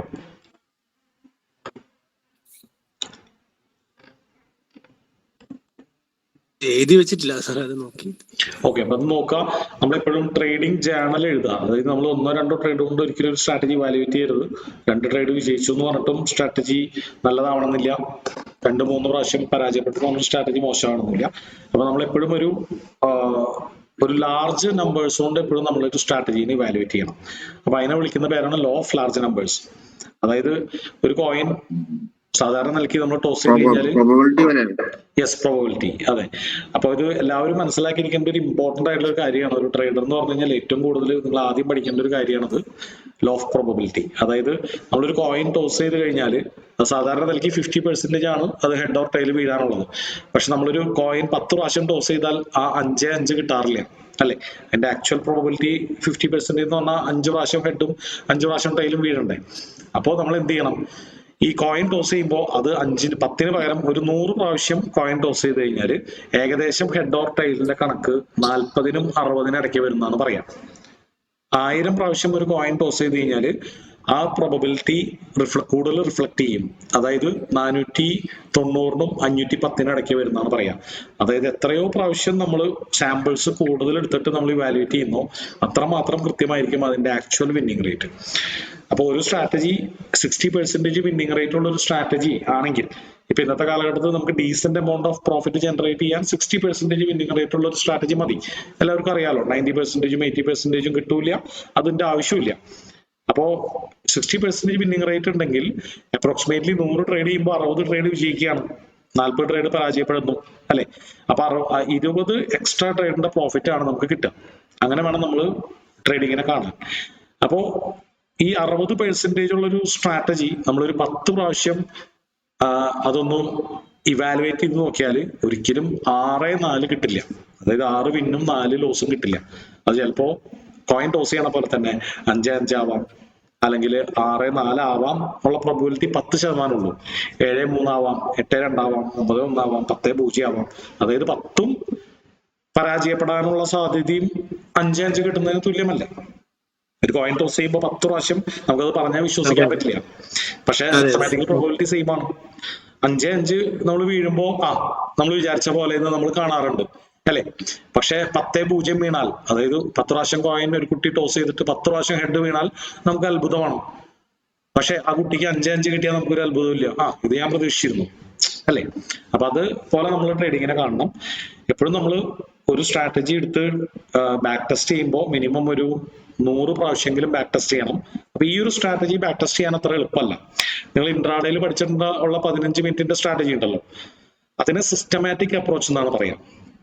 അപ്പൊ ആ സിസ്റ്റമാറ്റിക് ട്രേഡിംഗ് അപ്രോച്ച് ഉള്ള സ്ട്രാറ്റജികൾ നമുക്ക് വളരെ ഈസി ആയിട്ട് ബാക്ക് ടെസ്റ്റ് ചെയ്യാം. ഒരു 100 മിനിറ്റ് ഉണ്ടെങ്കിൽ കഴിഞ്ഞ 100 ദിവസം നിഫ്റ്റിയിൽ 15 അല്ലെങ്കിൽ ഒരു സ്റ്റോക്കിൽ 15 മിനിറ്റിന്റെ ക്യാൻഡലിന്റെ ഹൈ കട്ട് ചെയ്തപ്പോൾ എന്തുണ്ടായി എന്നുള്ളത് നമുക്കൊരു എക്സലോ നോട്ട്ബുക്ക് പാൻ എടുത്ത് എഴുതി വെച്ച് പോയി ബാക്ക് ടെസ്റ്റ് ചെയ്യാം. അത് വെച്ച് നമുക്ക് ട്രേഡ് ചെയ്യാം. പക്ഷെ സിസ്റ്റമാറ്റിക് സ്ട്രാറ്റജികളിൽ ആ വിന്നിങ് റേറ്റ് എന്ന് പറയുന്നത് നമുക്കൊരു 100 സാമ്പിൾസ് നോക്കിക്കഴിഞ്ഞാൽ അറിയാനും പറ്റും. അത് ബാക്ക് ടെസ്റ്റ് ചെയ്യാൻ ഈസിയാണ്. പക്ഷെ ഇത് വളരെ ഫ്ലെക്സിബിൾ ആയിട്ടുള്ള സ്ട്രാറ്റജീസ് ആണ് അല്ലെ? ഇത് കാരണം ഇതിൽ ഒരുപാട് കണ്ടീഷൻസ് ഉണ്ട്, ഒരുപാട് ഡിസ്ക്രിപ്ഷൻ ഉണ്ട്. ഒരു ട്രേഡർ ചെയ്യണ പോലെയല്ല അടുത്ത ട്രേഡർ ചെയ്യാം. അപ്പൊ എന്നുള്ളത് കൊണ്ട് ഇത് ബാക്ക് ടെസ്റ്റ് ചെയ്യുക എന്നുള്ളത് ഇമ്പോസിബിൾ ആണ്.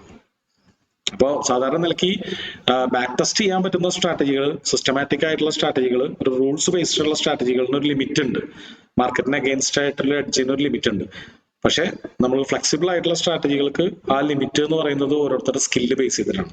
ഇപ്പൊ 2 പേര് ചെസ് കളി പഠിച്ചു കഴിഞ്ഞാൽ അതിലൊരാളല്ലേ ജയിക്കാറുള്ളൂ. അപ്പൊ ഒരു മാസം ചെസ് കളിച്ചാളും 10 വർഷം ചെസ് കളിച്ചാളും ഇരുന്ന് കഴിഞ്ഞാൽ 1 മിനിറ്റ് കൊണ്ട് കളി തീരും അല്ലെ? അല്ലെങ്കിൽ 2 മിനിറ്റ് കൊണ്ട് കളി തീരും. അതുപോലെ ഇതേ സെയിം പ്രിൻസിപ്പിൾ വെച്ചിട്ട് ഒരാൾക്ക് പ്രോഫിറ്റ് ഉണ്ടാക്കാൻ പറ്റണം എന്ന് വിചാരിച്ച അടുത്ത ആൾക്ക് പ്രോഫിറ്റ് ഉണ്ടാക്കാൻ 1 മാസം കൊണ്ടോ അല്ലെങ്കിൽ 2 മാസം കൊണ്ടോ പറ്റണം നിർബന്ധമില്ല. നമ്മൾ അതിന് എത്രമാത്രം കോൺഷ്യസ് ആയിട്ട് എഫേർട്ട് കൊടുത്ത് അത് എന്താ പറയുക, ഈ ഒരു സ്കില്ല് നമ്മൾ ക്രാഫ്റ്റ് കൂട്ടിക്കൊണ്ടിരിക്കുന്നതിനനുസരിച്ച് അതിൽ ബെറ്റർ ആവും. ഓക്കെ, അപ്പൊ എന്തായാലും നിങ്ങൾ ചെയ്തു നോക്കുക. ഈ പറഞ്ഞ പോലെ ഇക്വിറ്റി എളുപ്പമാണ് ശരിക്ക്, നമുക്ക് നോക്കിയിരിക്കാലോ. അതുപോലെ ഇത് നോക്കിയിരിക്കുക നമ്മളെ പൈസ മെൽട്ടായി പോലെ. പ്രീമിയം ഓപ്ഷൻ ബൈങ് കുറച്ചും കൂടി ഈ പറഞ്ഞ പോലെ പ്രീമിയം മെൽറ്റിംഗ് ആയിട്ട് ഫൈറ്റ് ചെയ്യേണ്ടതുണ്ട്. അതുകൊണ്ടാണ് ഓപ്ഷൻ സെല്ല് ചെയ്യുന്നവർക്ക് കുറച്ചും കൂടി ഈസി ആയിട്ട് പൈസ കിട്ടുന്നത്. അപ്പൊ ഇവിടെ മാർക്കറ്റിൽ എപ്പോഴും സെല്ലേഴ്സിന് ഫേവറബിൾ ആണെന്ന് പറയും. പക്ഷെ ആൾക്കാർക്ക് വേണ്ടത് കൂടുതൽ പ്രോഫിറ്റ് ആണ്. അപ്പൊ ഓപ്ഷൻ ബൈങ്ങിലാണ് കൂടുതൽ പ്രോഫിറ്റ് കിട്ടാനുള്ള സാധ്യത. ഓപ്ഷൻ ബൈങ്ങിൽ ചെറിയ പ്രോഫിറ്റ് കിട്ടും. അപ്പൊ എന്തായാലും നമുക്ക് ഇന്ന് ഓപ്ഷൻ സെല്ലിങ് എങ്ങനെ എക്സിക്യൂട്ട് ചെയ്യണം എന്നുള്ളത് കാണാം. ഓക്കെ, അപ്പൊ ബേസിക്കലി ഓപ്ഷൻ സെല്ലിംഗ് എന്ന് പറഞ്ഞാൽ ഇപ്പൊ നമ്മൾ ഈ ചെയ്യുന്ന പരിപാടികളൊക്കെ തന്നെ ഓപ്ഷൻ സെല്ലിംഗിൽ വേണമെങ്കിൽ ചെയ്യാം. ഫോർ എക്സാമ്പിൾ 24,000 മാർക്കറ്റ് എത്തിയിട്ട് ഒരു ബെയറിഷ് എൻഗൾഫിങ്ങോ ഷൂട്ടിംഗ് സ്റ്റാറോ കണ്ടോന്ന് വിചാരിക്കാം. അപ്പൊ നമ്മൾ പ്രൈസ് നിൽക്കുന്നത് 24,000 തൊട്ടടുത്തല്ലേ? അതായത് 24,003 ആവാം, 24,017 ആവാം. അപ്പോ അവിടുത്തെ അറ്റ മണി എന്ന് പറയുന്നത് എത്രയാണ്? 24,000 ആണ് അല്ലെ? അപ്പൊ സെല്ലേഴ്സ് എപ്പോഴും സാധാരണ ചെയ്യാറ് അറ്റ മണി സെല്ല് ചെയ്യും, അതായത് 24,000 സെല്ല് ചെയ്യും. അപ്പൊ നമുക്കത് എങ്ങനെ ചെയ്യണം എന്നുള്ളത് ആദ്യം തന്നെ നമ്മൾ സെൻസിബിളിൽ പോയിട്ട് ആ ഒരു സ്ട്രാറ്റജി ബിൽഡ് ചെയ്യാം. അതിനുശേഷം ഫസ്റ്റ് സ്റ്റോക്കിൽ പോയിട്ട് അത് എങ്ങനെ എക്സിക്യൂട്ട് ചെയ്യണം എന്നുള്ളത് കാണാം. അപ്പോ നിഫ്റ്റിയിൽ ഫോർ എക്സാമ്പിൾ 24,000 അടിച്ചു എന്ന് വിചാരിച്ചു.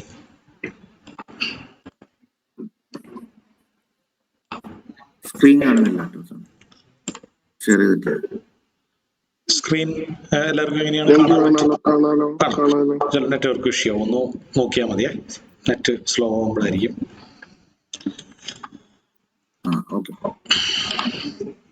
ചിലപ്പോ ഇവിടുത്തെ നെറ്റിന്റെ ഇഷ്യൂ ആവുണ്ടാവും. ഇവിടെ അങ്ങനെ കറങ്ങിക്കൊണ്ടിരിക്കുന്നുണ്ട്.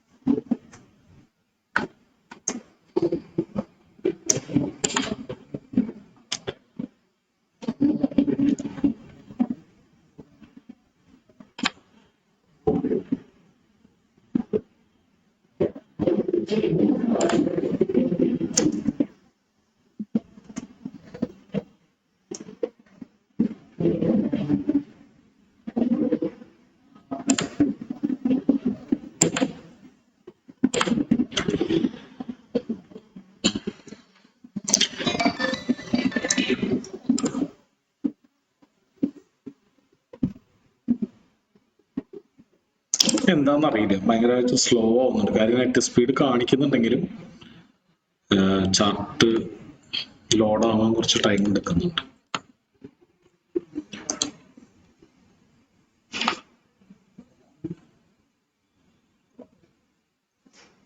ഓക്കെ, അപ്പൊ നമ്മള് ഇവിടെ നിന്ന് മാർക്കറ്റ് താഴേക്ക് പോകുമെന്നുള്ളതാണ് നമ്മളുടെ വ്യൂ അല്ലെ. നിഫ്റ്റി ഇവിടെ നിന്ന് മാർക്കറ്റ് താഴേക്ക് പോകുന്നുള്ളതാണ് നമ്മുടെ വ്യൂ എന്ന് വിചാരിക്കാം. അപ്പൊ നമ്മൾ ഏത് ഓപ്ഷനാണ് സെല് ചെയ്യേണ്ടത്? Call option. കോൾ ഓപ്ഷൻ അല്ലെ. അതെല്ലാവർക്കും കിട്ടിയെന്ന് വിചാരിക്കുന്നു. വളരെ ബേസിക് ആയിട്ടുള്ള കാര്യമാണ്. അപ്പൊ നമ്മളിങ്ങനെ ചിന്തിച്ചാൽ മതി, ഏത് ഓപ്ഷനാണ് ബൈ ചെയ്യേണ്ടത്? പുട്ട് ഓപ്ഷൻ. അപ്പൊ സെല് ചെയ്യേണ്ടത് അതിന് നേരെ ഓപ്പോസിറ്റ് ആയിരിക്കും, കോൾ ഓപ്ഷൻ. അപ്പൊ നമ്മൾ ഇവിടെ പുട്ട് ഓപ്ഷൻ, ഈ സൈഡിൽ റൈറ്റ് സൈഡിൽ പുട്ട് ഓപ്ഷൻ ആണ്, ലെഫ്റ്റ് സൈഡിൽ കോൾ ഓപ്ഷൻ ആണ് അല്ലെ. ഇവിടെ ടോപ്പിൽ എഴുതിയിട്ടുണ്ട് പുട്ട് കോള്. അപ്പൊ ഇവിടെ 24,000 കോൾ ഓപ്ഷൻ നമ്മൾ സെല് ചെയ്യുന്നു അല്ലെ. 24,000 കോൾ ഓപ്ഷൻ സെല് ചെയ്യുന്നു. ഓക്കെ, അപ്പൊ ഇവിടെ നമ്മൾ ഡൺ കൊടുത്തു കഴിഞ്ഞാൽ 30 ജൂൺ, അപ്പൊ ഇന്നലെ ആയിരുന്നു എക്സ്പയറി, ഇന്ന് ബുധനാഴ്ചയാണ്. അപ്പോൾ അടുത്ത എക്സ്പയറിക്ക് നമുക്ക് സെല് ചെയ്യണമെങ്കിൽ അപ്രോക്സിമേറ്റ്ലി 1,61,000 രൂപ വേണം. അപ്പൊ നമുക്ക് ഈ ക്യാപിറ്റൽ കുറയ്ക്കാൻ വേണ്ടിയിട്ടും നമുക്ക് ഈ മാക്സിമം ലോസ് എന്ന് പറയുന്നത് ലിമിറ്റഡ് ആണ്, അൺലിമിറ്റഡ് ആണ് അല്ലെ. അപ്പോൾ ഈ കോൾ ഓപ്ഷൻ സെല് ചെയ്ത് കഴിഞ്ഞാൽ മാർക്കറ്റ് അടിച്ചു കയറി പോയി കഴിഞ്ഞാൽ വലിയ ലോസ് വരും. അപ്പൊ നമ്മളത് ബൈയിങ്ങിനെ പോലെ തന്നെ ഇവിടെ നമുക്ക് കാണാം, ഏകദേശം ഒരു 3% ഗ്യാപ്പ് അപ്പ് നാളെ കാലത്ത് വരാണെങ്കിൽ 35,000 രൂപ ലോസ് വരും. 4% ഗ്യാപ്പ് അപ്പ് വരാണെങ്കിൽ 50,000 രൂപ ലോസ് വരും. അപ്പൊ ആ ലോസ് എന്ന് പറയുന്നത് വളരെ അൺലിമിറ്റഡ് ആണ്. അതുകൊണ്ടാണ് എക്സ്ചേഞ്ച് വലിയൊരു മാർജിൻ പിടിച്ചു വെക്കുന്നത്. 1.61 ലക്ഷം വേണം ഈ ട്രേഡ് ചെയ്യാൻ. അപ്പൊ അത് കുറയ്ക്കാൻ വേണ്ടിയിട്ട് നമ്മൾ എന്ത് ചെയ്യണം? നമ്മൾ മറ്റൊരു കോൾ ഓപ്ഷൻ വാങ്ങോ പുട്ട് ഓപ്ഷൻ വാങ്ങോ? ആ ഒരു മെയിൻ ട്രേഡിന് ഒരു ഇൻഷുറൻസ് എടുക്കണ പോലെ ഏത് ഓപ്ഷൻ വാങ്ങിയാലാണ് മാർക്കറ്റ് അടിച്ചു കയറി മുകളിലേക്ക് പോയാൽ നമുക്ക് പ്രോഫിറ്റ് കിട്ടുക, ആ ഒരു ഓപ്ഷൻ വാങ്ങി വെക്കുന്നു. ഏത് ഓപ്ഷനാണ്? യെസ്, കോൾ ഓപ്ഷൻ വാങ്ങി വെക്കുന്നു. അപ്പൊ ഇവിടെ നമ്മൾ ചെയ്യുന്നത് ബേസിക്കലി കോൾ ഓപ്ഷൻ തന്നെ സെല് ചെയ്യുന്നു, അതേ കോൾ ഓപ്ഷൻ തന്നെ കുറച്ച് മേലെ നിന്ന് ബൈ ചെയ്യുന്നു അല്ലെ, നമ്മളൊരു സ്റ്റോപ്പ് ലോസിന് പകരം. അപ്പൊ മേലെ നിന്ന് പറയുമ്പോൾ പ്രൈസ് മേലെ, അതായത് ഓപ്ഷൻ ചെയിനിൽ അത് താഴെയാണ് അല്ലെ. ഓപ്ഷൻ ചെയിൻ നിങ്ങൾ നോക്കി നോക്കിയാൽ വലിയ സംഖ്യകൾ താഴേക്കാണ് നിരത്തി വെച്ചിരിക്കുന്നത്. അപ്പൊ നമ്മൾ ഏത് സ്ട്രൈക്കിന്റെ കോൾ ഓപ്ഷൻ ബൈ ചെയ്യും? Out of the money. First out of the money എന്ന് പറയുന്നത് 24,50 ആണ് അല്ലെ, 24,050. അപ്പോൾ വേണമെങ്കിൽ 50 പോയിന്റ് അകലെ ബൈ ചെയ്യാം, വേണമെങ്കിൽ 100 പോയിന്റ് അകലെ ബൈ ചെയ്യാം. അപ്പൊ അത് തമ്മിലുള്ള വ്യത്യാസം എന്താണെന്നുള്ളത് നമുക്ക് ഇതിൽ പോയിട്ട് നോക്കാം. ഇത് ബൈ ബട്ടൺ ക്ലിക്ക് ചെയ്തപ്പോൾ തന്നെ നിങ്ങൾ ശ്രദ്ധിച്ചോ, ഇവിടെ ക്യാപിറ്റൽ കുറഞ്ഞത് കണ്ടോ? ഫണ്ട്സ് നീഡിട്ട് 41,000 മതി. അതിൽ യൂസ്ഡ് ആവാൻ പോണ മാർജിൻ 32,000 രൂപയാണ്. അതായത് 42,000 രൂപ ഉണ്ടെങ്കിൽ ട്രേഡ് ചെയ്യാം. അതിൽ 10,000 രൂപ അപ്പോഴും ഫ്രീ ആയിട്ട് കിടക്കും. 32,000 രൂപയാണ് ഇപ്പൊ യൂസ് ആവുള്ളൂ. അപ്പോ നമുക്ക് ഡൺ കൊടുക്കാം. ഡൺ. അപ്പൊ ഇവിടെ നമ്മുടെ മാക്സിമം ലോസും മാക്സിമം പ്രോഫിറ്റ് ഒക്കെ ലിമിറ്റഡ് ആയി. ഇത്ര നേരം ഇവിടെ അൺലിമിറ്റഡ് എന്നാണ് കണ്ടിരുന്നത് അല്ലെ. അപ്പോ ഇത് എക്സ്പയറിയോട് എത്തുമ്പോൾ ഉള്ള മാക്സിമം ലോസ് ആണ്, ഇപ്പൊ ഒരു ദിവസം കൊണ്ട് ഉണ്ടാവുന്ന മാക്സിമം ലോസ് അല്ല. അപ്പൊ ഇന്ന് നമുക്ക് എത്ര മാക്സിമം ലോസ് വരുന്ന അറിയണമെങ്കിൽ നമ്മൾ ഈ സ്ട്രാറ്റജി ബിൽഡറിൽ പോയിട്ട് നമ്മൾ സെൻസിബിളിന് 2 ഇൻപുട്സുകൾ കൊടുക്കേണ്ടതുണ്ട്. ഒന്നാമത്തെ ഇൻപുട്ട് എന്ന് പറയുന്നത് എത്ര പ്രൈസ് എത്തിയാൽ, രണ്ടാമത്തെ ഇൻപുട്ട് എന്ന് പറയുന്നത് എത്ര സമയം എടുത്തിട്ട്. ഈ 2 കാര്യങ്ങൾ നമ്മൾ തന്നെ വേണം സെൻസിബിളിന്റെ അടുത്ത് ചോദിക്കാൻ. അപ്പൊ നമുക്ക് ഇവിടെ കാണാം, നമ്മൾ ഇവിടുന്ന് നമ്മൾ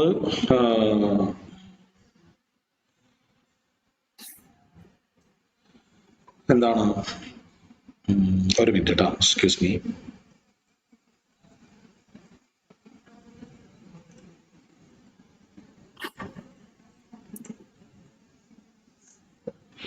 ഓക്കെ, അപ്പൊ ഇവിടുന്ന് നമ്മൾ ഷോർട്ട് ചെയ്യുകയാണെങ്കിൽ നമുക്ക് അവിടെ ഒരു സ്റ്റോപ്പ് ലോസ് ഉണ്ടായിരിക്കുമല്ലോ. ആ സ്റ്റോപ്പ് ലോസ് ഫോർ എക്സാമ്പിൾ ഇപ്പൊ ഈ വരച്ചനുസരിച്ചത് ഇട്ടിട്ട് ഏകദേശം ഒരു 24,050 ആണെന്ന് വിചാരിച്ചു. ഒരു 50 പോയിന്റ് മേലെയാണ് നമ്മുടെ സ്റ്റോപ്പ് ലോസ്, 100 പോയിന്റ് താഴെയാണ് നമ്മുടെ ടാർജറ്റ് അല്ലെ, അപ്രോക്സിമേറ്റ്. അപ്പൊ നമ്മൾ എന്ത് ചെയ്യും? ഇവിടെ 24,050 അടിക്കും. 24,050, 24,000 കോൾ ഓപ്ഷൻ ആണ് നമ്മൾ സെല് ചെയ്തേക്കുന്നത്. 24,050 നമ്മുടെ സ്റ്റോപ്പ് ലോസ് ആയിട്ട് അടിക്കും. അപ്പൊ 24,050 അതായത് നിഫ്റ്റിയെ സംബന്ധിച്ചിടത്തോളം അപ്രോക്സിമേറ്റ്ലി 0.4% മുകളിലേക്ക് പോയാൽ അല്ലെ, അപ്പൊ അതറിയാൻ വേണ്ടിയിട്ട് നമുക്ക് ഈ സ്ലൈഡറിനെ പിടിച്ച് അങ്ങോട്ടും ഇങ്ങോട്ടും മൂവ് ചെയ്താൽ മതി. പക്ഷെ ഇവിടെ ചെറിയ മാറ്റങ്ങൾ മൂവ് ചെയ്യണമെങ്കിൽ നമ്മളിവിടെ ടൈപ്പ് ചെയ്ത് തന്നെ കൊടുക്കണം. 24,050 എത്തിക്കഴിഞ്ഞാൽ നമുക്ക് എത്ര രൂപ ലോസ് ആവും? അപ്പൊ അതറിയണമെങ്കിൽ ഇപ്പൊ വെൻസ്ഡേ 10:39 കിടക്കുന്നത്. ഇത് കറക്റ്റ് അല്ല. ഇത് എന്ത് ചെയ്യണം? 3:30 ആക്കണം അല്ലെ? ഇതാണ് കറക്റ്റ് ടൈം. 3:30. ഇന്ന് മാർക്കറ്റ് എൻഡ് ചെയ്യണ ടൈമിൽ പ്രൈസ് 50 പോയിന്റ് കയറിയാൽ നമുക്ക് എത്ര ലോസ് വരും? പ്രൊജക്റ്റഡ് ലോസ് എന്ന് പറയുന്നത് 207 രൂപയായിരിക്കും അല്ലെ? അപ്പൊ ഇതില് 207 രൂപ, അതായത് നമ്മുടെ ക്യാപിറ്റലിന്റെ വളരെ ചെറിയൊരു ശതമാനം, 1% താഴെ. അപ്പൊ നിങ്ങൾക്ക് നിങ്ങളുടെ ക്യാപിറ്റലിന്റെ 1% താഴെ ശരിക്കും റിസ്ക് എടുക്കണം എന്ന് ആഗ്രഹിക്കുന്നുണ്ടെങ്കിൽ ബൈങ്ങിന് പോണ്ട. എന്ന് വെച്ച് കഴിഞ്ഞാൽ 50,000 1 ലക്ഷം വെച്ചിട്ട് ബൈ ചെയ്ത് കഴിഞ്ഞാൽ 2-3% ലോസിലേക്കാണ് പോവുക. ഇനി നമുക്ക് നാളെ ഒരു ദിവസം ഇത് ഹോൾഡ് ചെയ്താൽ എന്ത് സംഭവിക്കും നോക്കാം. ഇപ്പൊ നാളെയാണ്, ഇന്ന് മാർക്കറ്റ് താഴേക്ക് വീണു, നമ്മൾ വിചാരിച്ച പോലെ കുറച്ച് താഴേക്ക് പോയി ഇവിടെ ക്ലോസ് ചെയ്തു. അത് കഴിഞ്ഞ് നാളെ വീണ്ടും ഓപ്പൺ ചെയ്ത് നാളെയാണ് നമ്മുടെ സ്റ്റോപ്പ് ലോസ് അടിക്കണമെങ്കിൽ നമുക്ക് എന്ത് ചെയ്യാം? ഇവിടെ ഡേറ്റ് ഒന്ന് മാറ്റിയിട്ട് വെൻസ്ഡേ മാറ്റി തേഴ്സ്ഡേ ആക്കി കൊടുക്കാം അല്ലെ? അപ്പോഴും നമുക്ക് വലിയ ലോസ് ഇല്ല, ചെറിയ ലോസ് ആണ് ഉള്ളത്. അപ്പൊ ഇനി സമയം കടന്നു പോകുന്നതിനനുസരിച്ചാണ് നമുക്ക് ആ ലോസ് കൂടി 1606 ആവുന്നത്. അപ്പൊ എക്സ്പയറി ഡേറ്റ് അതായത് ജൂൺ 30 നമ്മൾ ഇവിടെ എത്തിക്കഴിഞ്ഞാൽ, നമ്മുടെ സ്റ്റോപ്പ് ലോസിൽ എത്തിക്കഴിഞ്ഞാൽ നമുക്ക് 1600 രൂപയുള്ള ലോസ് ആവും. അപ്പൊ ഈ ഒരു ട്രേഡ് എടുക്കുമ്പോൾ നമുക്ക് മാക്സിമം വരാവുന്ന ലോസ് എന്ന് പറയുന്നത് 1600 രൂപയാണ്. ഇനി നമുക്ക് ഒരു കാര്യം ചെയ്യാം. ഇപ്പൊ നാളെ ഇവിടെ എത്തണമെന്നില്ലല്ലോ. ഇന്ന് ഗ്യാപ്പ് അപ്പ്, ഇന്ന് മാർക്കറ്റ് ഇവിടെ എത്തി ക്ലോസ് ചെയ്തു, നമ്മുടെ ടാർഗറ്റ് അടിച്ചതുമില്ല. അപ്പൊ നമ്മൾ ഹോൾഡ് ചെയ്യാൻ തീരുമാനിച്ചു. ഇൻ കേസ് നമുക്ക് നാളെ വലിയൊരു ഗ്യാപ്പ് അപ്പിൽ ഇവിടെയാണ് ഓപ്പൺ ചെയ്യണമെന്ന് വിചാരിച്ചോ, അതായത് 24,200 ഓപ്പൺ ചെയ്തതെന്ന് വിചാരിച്ചോ, അതായത് ഇപ്പൊ നിൽക്കുന്നതിന്റെ ഏകദേശം ഒരു 300 പോയിന്റ്, 250-300 പോയിന്റ് അകലെ ഒരു 3% ഗ്യാപ്പ് അപ്പിലൊക്കെയാണ് ഓപ്പൺ ചെയ്യണമെന്ന് വിചാരിച്ചോ. അപ്പൊ അങ്ങനെയാണെങ്കിൽ ആ ഒരു പ്രൈസ് കൂടെ അടിച്ചു കൊടുക്കണം. 24,200 ഇപ്പൊ എത്രയാണ് നിൽക്കുന്നത്? 23,950 ആണ്. അപ്പൊ 3% എന്ന് പറഞ്ഞാൽ 300 പോയിന്റ് എന്ന് പറഞ്ഞാൽ 24,000 24,300 അടിച്ചു കൊടുത്തു കഴിഞ്ഞാല് നെക്സ്റ്റ് അടിക്കുക. അപ്പൊ നാളേക്ക് നമുക്ക് ഇത്ര ലോസ് വരാനുള്ള സാധ്യത ഉണ്ടോ? ഇതിൽ എവിടെയെങ്കിലും ഒരു മിസ്റ്റേക്ക് ഉണ്ടോ? എവിടെയാണ് ക്ലിയർ ചെയ്യാനുള്ളത്? നാളേക്ക് ഒരു ഗ്യാപ്പ് അപ്പ് വന്നാൽ നമ്മുടെ എത്ര പൈസ പോകും? 300 പോയിന്റിന്റെ ഗ്യാപ്പ്. യെസ്, എക്സ്പയറി ഡേറ്റ് ഇപ്പൊ കിടക്കുന്നത് ജൂണിലാണ്. അപ്പൊ ജൂൺ 30 ഇവിടെ എത്തിക്കഴിഞ്ഞാലാണ് ഇത്ര പൈസ പോകുള്ളൂ. അപ്പൊ നമ്മൾ ഈ ഡേറ്റിലേക്ക് ഇടണം. ഏത്? Wednesday 3:30, Thursday 3:30. അപ്പൊ നാളേക്ക് ഇതുപോലൊരു 300 പോയിന്റിന്റെ ഗ്യാപ്പ് അപ്പ് വന്നാൽ നമുക്ക് ഏകദേശം 976 രൂപയെ പോകുള്ളൂ അല്ലെ? അപ്പൊ നല്ലൊരു ഗ്യാപ്പ് അപ്പ് എന്നൊക്കെ പറഞ്ഞാൽ 1.5%, അതായത് 300 പോയിന്റ് 400 പോയിന്റ് ഒക്കെയാണ് അല്ലെ? അപ്പൊ ഇനി 2% ആണെങ്കിൽ ഏകദേശം 1,200 രൂപ പോകും. ഒരു 5% ഗ്യാപ്പ് അപ്പ് വെരി റയർ ആണ്. അതുപോലെ വന്നാൽ തന്നെ നമുക്ക് മാക്സിമം ലോസ് വരുന്നത് ഈ 1,600 തന്നെയായിരിക്കും. അപ്പൊ ഇതാണ് ബേസിക്കലി ഓപ്ഷൻ സെല്ലിംഗ്. അപ്പൊ നിങ്ങൾ ഇനി ബയ്യറുടെ പെർസ്പെക്റ്റീവിൽ നമ്മൾ ഇത് എടുത്ത് നോക്കാനൊക്കെ പറഞ്ഞിരുന്നു അല്ലെ? ഇത്ര ടൈപ്പ് കൊണ്ട് മാർക്കറ്റ് ഇത്ര മൂവ് ചെയ്ത് കഴിഞ്ഞാൽ നമുക്ക് എത്ര പ്രീമിയം മെൽറ്റ് ആവും, മാർക്കറ്റ് അവിടെ തന്നെ നിന്ന് കഴിഞ്ഞാൽ എത്ര ലോസ് വരും. അതുപോലെ തന്നെ സെല്ലേഴ്സിന്റെ പെർസ്പെക്റ്റീവിൽ ഇത് എടുത്ത് നോക്കിയിട്ട് വേണം ട്രേഡ് ചെയ്യാൻ. അപ്പൊ ആദ്യത്തെ ഫ്യൂ ദിവസങ്ങളിൽ നിങ്ങൾ ഇത് എടുത്ത് നോക്കി, ഇപ്പൊ ഒരു ഇൻസ്ട്രുമെന്റ് എടുത്ത് നോക്കി ട്രേഡ് ചെയ്ത് കഴിഞ്ഞാൽ കുറച്ച് ദിവസം കഴിയുമ്പോൾ നിങ്ങൾക്ക് ഒരു ഐഡിയ കിട്ടും അല്ലെ? അപ്പൊ ഇതൊക്കെ ഓപ്ഷൻസ് ഇപ്പൊ ഇന്നലെ എക്സ്പയറി ആയിരുന്നു, ഇന്ന് 30 കോൺട്രാക്ട് സ്റ്റാർട്ട് ചെയ്തിട്ടുള്ളൂ. അപ്പൊ എക്സ്പയറിയോട് വളരെ അകലെയാണ് ഇപ്പൊ എക്സ്പയറിയോട് വളരെ അകലുമ്പോഴും അടുക്കും തോറും ചെറിയ ചെറിയ മാറ്റങ്ങൾ വന്നുകൊണ്ടിരിക്കും. അതൊക്കെ നിങ്ങൾ എല്ലാ ദിവസവും ഇത് എടുത്തു നോക്കിയിട്ട് നിങ്ങൾക്ക് എത്ര ലോസ് വന്നേക്കാം, ഇപ്പൊ നിങ്ങളുടെ സ്റ്റോപ്പ് ലോസ് അടിച്ചാൽ ഏകദേശം എത്ര ലോസ് വന്നേക്കാം എന്നുള്ളത് മനസ്സിലാക്കിയിട്ട് ട്രേഡ് ചെയ്യാം. സ്റ്റോപ്പ് ലോസ് ഇൻ എഫക്ട് ആണെങ്കിൽ ഈ ഗ്യാപ്പ് ഓപ്പൺ ആണെങ്കിൽ ഓട്ടോമാറ്റിക് ആയിട്ട് സെല്ലായി പോകത്തല്ലോ, സെല്ലായി പോകുമായിരിക്കും. ഗ്യാപ്പ് അപ്പ് ആണെങ്കിൽ നമ്മൾ ക്ലോസ് ചെയ്യണം. അല്ല, ഓട്ടോമാറ്റിക് ആയിട്ട് ക്ലോസ് ആകുമോ? കാരണം നമുക്ക് ഇല്ല, അത് നമ്മൾ ക്ലോസ് ചെയ്യണം. അത് നമ്മൾ എടുക്കുന്ന പോലെയാണ്. നമുക്ക് ഇൻട്രാഡേയും വേണമെങ്കിൽ എടുക്കാം, ഡെലിവറി എടുക്കാം അല്ലെ? അതായത് ഒരു ദിവസത്തേക്ക് എടുക്കാം, മൾട്ടിപ്പിൾ ദിവസത്തേക്ക് എടുക്കാം. ഒരു ദിവസത്തേക്ക് എടുക്കുകയാണെങ്കിൽ ഇന്ന് തന്നെ സ്ക്വയർ ഓഫ് ആയി പോകും. അപ്പൊ നിങ്ങൾ ഇൻട്രാഡേ ട്രേഡ് ചെയ്യാൻ താല്പര്യമുള്ളൂ, നിങ്ങൾക്ക് ആ gap up gap down risk വേണ്ടാന്നുണ്ടെങ്കിൽ ഇൻട്രാഡേ എടുത്താൽ മതി. അപ്പൊ സാധാരണ നിലയ്ക്ക് ഓപ്ഷൻസ് ചെയ്യുന്നവര് ഇൻട്രാഡേ ചെയ്യുന്നതാണ് സേഫ്. കാരണം ഈ പറഞ്ഞ പോലെ 200-300 രൂപയില് നമ്മുടെ നഷ്ടം ഒതുങ്ങും. ഗ്യാപ്പ് അപ്പ് ഗ്യാപ്പ് ഡൗൺ വന്നാൽ കുറച്ചുകൂടി കൂടുതൽ, വലിയ റിസ്ക് ഒന്നുമില്ല. ഒരു 1000 രൂപയൊക്കെ നമുക്ക് പ്രതീക്ഷിക്കാം ഒരു ദിവസം കൊണ്ട്. 1000 രൂപയൊക്കെ ലോസ് വന്നേക്കാം. സർ, ഇൻട്രാഡേ ആണെങ്കിൽ ഇതുപോലെ തന്നെയാണോ അനാലിസിസ് ഒക്കെ ചെയ്യേണ്ടത്? സെയിം തന്നെ. നമ്മളിപ്പോ ഇൻട്രാഡേ അനാലിസിസ് ആണ് നമ്മൾ ചെയ്തിരിക്കുന്നത്. സ്വിംഗ് ആണെങ്കിൽ ഇതുപോലെയല്ല ചെയ്യേണ്ട. ഈ 5 മിനിറ്റിൽ ചെയ്യുന്നതിന് പകരം ഏകദേശം ഒരു 15 മിനിറ്റിലോ 30 മിനിറ്റിലോ 1 അവറിലൊക്കെയാണ് ചെയ്യാം. സാധാരണ നമുക്ക് ബിഗിനേഴ്സിന് എപ്പോഴും നല്ലത് ഇൻട്രാഡേയിൽ തന്നെ ട്രേഡ് ചെയ്യുന്നതാണ്. കാരണം ചെറിയ ചെറിയ ലോസുകളെ വരുള്ളൂ. സ്വിംഗ് ചെയ്യുമ്പോൾ ഈ പറഞ്ഞ പോലെ ഗ്യാപ്പ് അപ്പ് ഗ്യാപ്പ് ഡൗൺ റിസ്കുകൾ ഭയങ്കരമായിട്ടുണ്ട് എന്നുള്ളതാണ്. വെർട്ടിക്കൽ സ്പ്രെഡ് ആണോ നമ്മളിപ്പോ ചെയ്തത് അതോ? അല്ല, ഇപ്പൊ നമ്മൾ ചെയ്തത് നമ്മളുടെ വ്യൂ ബെയറിഷ് അല്ലേ, നമ്മൾ കോൾ ഓപ്ഷൻസ് അല്ലേ യൂസ് ചെയ്തത്. ഒരു കോൾ ഓപ്ഷൻ സെൽ ചെയ്തു, ഒരു കോൾ ഓപ്ഷൻ ബൈ ചെയ്തു. അപ്പൊ ഈ സ്ട്രാറ്റജിയുടെ പേര് എന്ന് പറഞ്ഞത് bear call spread. Bear call spread. അതെ അതെ അതെ. അപ്പൊ ഇത് ബേസിക്കലി ഡയറക്ഷണൽ ട്രേഡിങ്ങുകൾ ഒരു സെല്ലറുടെ പെർസ്പെക്റ്റീവിൽ നമ്മൾ ട്രേഡ് ചെയ്യുമ്പോൾ 2 സ്ട്രാറ്റജികളാണ് കോമൺ ആയിട്ട് യൂസ് ചെയ്യുന്നത്. ഒന്ന് ബെയർ കോൾ സ്പ്രെഡ്, ഒന്ന് ബുൾ പുട്ട് സ്പ്രെഡ്. അപ്പൊ ഇതിന് നേരെ ഓപ്പോസിറ്റ് ആണ് ബുൾ പുട്ട് സ്പ്രെഡ്. അപ്പൊ ഇപ്പൊ നമ്മളുടെ വ്യൂ ബെയറിഷ് ആണ്, കോൾ ഓപ്ഷൻസ് ആണ്. അതായത് ഈ 2 സൈഡിലേക്കും ഈക്വൽ ആയിട്ട് ചെക്ക് ചെയ്യണല്ലോ. അല്ല, 2 സൈഡിലേക്കല്ല, നമ്മൾ ഒരു സൈഡിലേക്കാണ് ട്രേഡ് ചെയ്യുന്നതിനെ കുറിച്ചാണ് ഇപ്പൊ പറഞ്ഞത്. ഇത് ഡയറക്ഷണൽ ട്രേഡിംഗ് ആണ് പറഞ്ഞത്, ഡയറക്ഷണൽ സെല്ലിംഗ്. നോൺ ഡയറക്ഷണൽ നമ്മൾ കണ്ടിട്ടില്ല. എനിക്ക് മനസ്സിലായ ഇങ്ങനെയാണ്. അതായത് നമ്മൾ ഒരു പുട്ട് ഓപ്ഷൻ സെല് ചെയ്യുന്നോണ്ട് അതിന്റെ ലോസസ് ബാലൻസ് ചെയ്യാൻ വേണ്ടി ഒരു കോൾ സ്പ്രെഡ് കൂടി മേടിച്ചു. അല്ല, തെറ്റി. പുട്ട് ഓപ്ഷൻ അല്ല സെല് ചെയ്യുന്നത്, കോൾ ഓപ്ഷൻ സെല് ചെയ്യുന്നതുകൊണ്ട് അതിന്റെ ലോസ് അൺലിമിറ്റഡ് ആയിട്ടുള്ള ലോസ് വരാതിരിക്കാൻ വേണ്ടി ഒരു കോൾ ഓപ്ഷൻ തന്നെ നമ്മൾ മേടിച്ചു. 2 ഒരേ ഓപ്ഷൻസ് ആണ്. അതിലൊന്ന് മേടിച്ചു, ഒന്ന് സെല് ചെയ്തു. പുട്ട് ഇതിലില്ല. പക്ഷേ സ്ട്രൈക്ക് പ്രൈസ് ഡിഫറെന്റ് ആണ്. അതെ, സ്ട്രൈക്ക് പ്രൈസ് സ്ലൈറ്റ്ലി ഡിഫറെന്റ് ആണ്. അത് കൂടുതൽ വ്യത്യാസം വരുന്നതിനനുസരിച്ച് നമ്മളുടെ ഇവിടുത്തെ ഇമ്പാക്ട് കൂടിക്കൊണ്ടിരിക്കും, ലോസും പ്രോഫിറ്റും കൂടിക്കൊണ്ടിരിക്കും. ഇപ്പൊ നമ്മൾ ഏറ്റവും തൊട്ടടുത്തുള്ള സ്പ്രെഡാണ് ഇട്ടേക്കുന്നത്. അപ്പോൾ സ്പ്രെഡ് എന്ന് ഉദ്ദേശിക്കുന്നത് ഇത് തമ്മിലുള്ള ഡിസ്റ്റൻസ് ആണ്. Spread 50 point spread. അപ്പൊ ഈ സ്ട്രാറ്റജിയുടെ പേര് ബെയർ കോൾ സ്പ്രെഡ്. നമ്മൾ നോക്കുക, ഇവിടെ കോൾ ഓപ്ഷൻസ് ആണ് 2 യൂസ് ചെയ്തേക്കുന്നത്. നമ്മളുടെ വ്യൂ ബെയറിഷ് ആണ് അല്ലെ. താഴേക്ക് പോയാലാണ് നമുക്ക് ലാഭം അല്ലെ. മാർക്കറ്റ് താഴേക്ക് പോകുന്നതോറാണ് നമുക്ക് ലാഭം കിട്ടുന്നത്. കുറച്ചുകൂടെ താഴത്തേക്ക് പോയാൽ കുറച്ചുകൂടെ ലാഭം കിട്ടി അല്ലെ. ഇപ്പൊ നാളേക്ക് 2.5% താഴേക്ക് വീണാൽ നമുക്ക് 1500 രൂപ കിട്ടും. നാളേക്ക് 2% വീണാൽ 1300 രൂപ കിട്ടും. നാളേക്ക് 1% വീണാൽ 800 രൂപ കിട്ടും. അങ്ങനെയാണ് നമ്മൾ ട്രേഡ് ചെയ്യുന്നത്. ഇപ്പൊ അത് ഇന്ന് വൈകുന്നേരം വീണാലും കിട്ടും. ഇപ്പൊ ഇന്ന് വൈകുന്നേരം വീണാൽ എത്ര കിട്ടും എന്ന് അറിയണമെങ്കിൽ ഇത് 330 ഇടണം. അതിനുശേഷം എത്ര പെർസെന്റേജ്, ഇപ്പൊ ഫോർ എക്സാമ്പിൾ 2% ഇന്ന് വീഴാണെങ്കിൽ 1300 രൂപ കിട്ടും. സാറേ എന്റെ ഈ വെർട്ടിക്കലും അയൺ കോണ്ടൂറും ഒക്കെ ഇതായിട്ട് ചെക്ക് ചെയ്യാൻ പറ്റും, സെൻസിബിളി നോക്കാൻ എളുപ്പമാണോ? നോക്കാം. ഓരോ ദിവസം ഓരോ സ്ട്രാറ്റജികൾ പഠിക്കാം. സെൻസിബിളിൽ തന്നെ നമ്മൾ നോക്കാം, അയൺ കോണ്ടൂറും ഒക്കെ. സാറേ ഒരു ഇൻസ്ട്രുമെന്റ് കൂടെ നോക്കാൻ പറ്റും. ഞാൻ ഇന്നലെ സാറിന് മൊബൈലിൽ അയച്ചു തന്നില്ലായിരുന്നു ഒരു Laurus Labs, I mean out of Nifty. Just ഞാനിങ്ങനെ പലതിനെ വെച്ചൊന്ന് പ്രാക്ടീസ് ചെയ്ത് നോക്കിയായിരുന്നേ. സാറിന് വാട്സാപ്പിൽ ഞാൻ ഇന്നലെ ഒരു ഡൗട്ട് ചോദിച്ചില്ലായിരുന്നു, ലോറൽ ലാബ്സ്. അതെന്തായിരുന്നു ലോവർ ലാബ്സ്? എടുത്ത് നോക്കാം.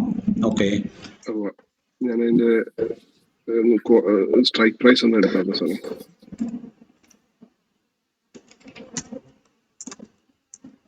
സ്പെല്ലിംഗ് എന്തായിരുന്നു? LAU RU അല്ല സാറേ, PFC എടുത്തോ. ഇതല്ലേ, അത് നമ്മള് ഇൻഡെക്സുകളിലാണ് എടുക്കേണ്ടായത്, സ്റ്റോക്സിലായപ്പോ. ശരി, ഓക്കെ. ലാസർ ലാബ്സ് നമ്മള് സ്വിംഗ് ആണോ ഇൻട്രാഡേ ആണോ ഉദ്ദേശിച്ചത്? ഇൻട്രാഡേ സാറേ. ഓക്കെ. നമ്മൾ ഇൻട്രാഡേ ഓപ്ഷൻസ് ചെയ്യണത് നല്ലതല്ല. സാധാരണ ഓപ്ഷൻസിൽ നമ്മൾ സ്വിംഗ് ആണ് ചെയ്യാറ്. അതിന് ഓൾറെഡി ഇൻട്രാഡേ ഉണ്ടല്ലോ. അപ്പൊ ഇൻട്രാഡേ ട്രേഡ് തന്നെയാണ് ബെറ്റർ. കുഴപ്പമൊന്നുമില്ല, ചെയ്യുന്നതുകൊണ്ട് കുഴപ്പമൊന്നുമില്ല. എപ്പോഴും നമ്മൾ ഇൻട്രാഡേ ചെയ്യുമ്പോൾ നിഫ്റ്റി 50 സ്റ്റോക്കുകൾ മാത്രം ചെയ്യാൻ നോക്കാം. അതിന് പുറത്തേക്ക് പോണത് ലിക്വിഡിറ്റി ഇഷ്യൂസ് ഉണ്ടാക്കും. നമ്മൾ ഇപ്പൊ ലാസർ ലാബ്സ് നമുക്കിപ്പോ ബൈ ചെയ്യണമെന്ന് വിചാരിക്കാം ഈ ഒരു പോയിന്റ്. അപ്പൊ നമുക്ക് ഇവിടെയാണ് നമ്മുടെ സ്റ്റോപ്പ് ലോസ് നമ്മൾ പ്ലാൻ ചെയ്യണമെന്ന് വിചാരിച്ചോ, 2% താഴെ. ഇവിടെയാണ് നമ്മുടെ ടാർഗറ്റ് പ്ലാൻ ചെയ്യണമെന്ന് വിചാരിച്ചോ, 4% മേലെ. അപ്പൊ നമ്മള് ഒരു സെല്ലറുടെ പെർസ്പെക്റ്റീവിലല്ലേ ചെയ്തിട്ടുണ്ടായേ, സെല്ലിംഗ് അല്ലേ? ഓക്കെ. അപ്പൊ നമ്മൾ എന്ത് ചെയ്യണു? ഇപ്പൊ പ്രൈസ് നിൽക്കുന്നത് അറ്റ് ദ മണിയിൽ നമ്മൾ സെല് ചെയ്യുന്നു. അത് റെപ്രസെന്റ് ചെയ്യാൻ ഞാനോട് റെഡ് ലൈൻ വരയ്ക്കുന്നുണ്ട്. ഇപ്പൊ പ്രൈസ് നിൽക്കുന്നത് 1468 അപ്പൊ അതിന്റെ അറ്റ മണി എന്ന് പറയുന്നത് 1470 നമ്മൾ സെല് ചെയ്യുന്നു അല്ലെ. തൊട്ട് താഴെയുള്ള സ്ട്രൈക്ക് നമ്മൾ ബൈ ചെയ്യുന്നു, അതായത് ഇത് നമ്മൾ ബൈ ചെയ്യുന്നു. അപ്പൊ നമ്മളുടെ വ്യൂ ബുള്ളിഷ് ആണ്. അപ്പൊ നമ്മൾ ഏത് ഓപ്ഷനാണ് ബൈ ചെയ്യുന്നതും സെല് ചെയ്യുന്നതും?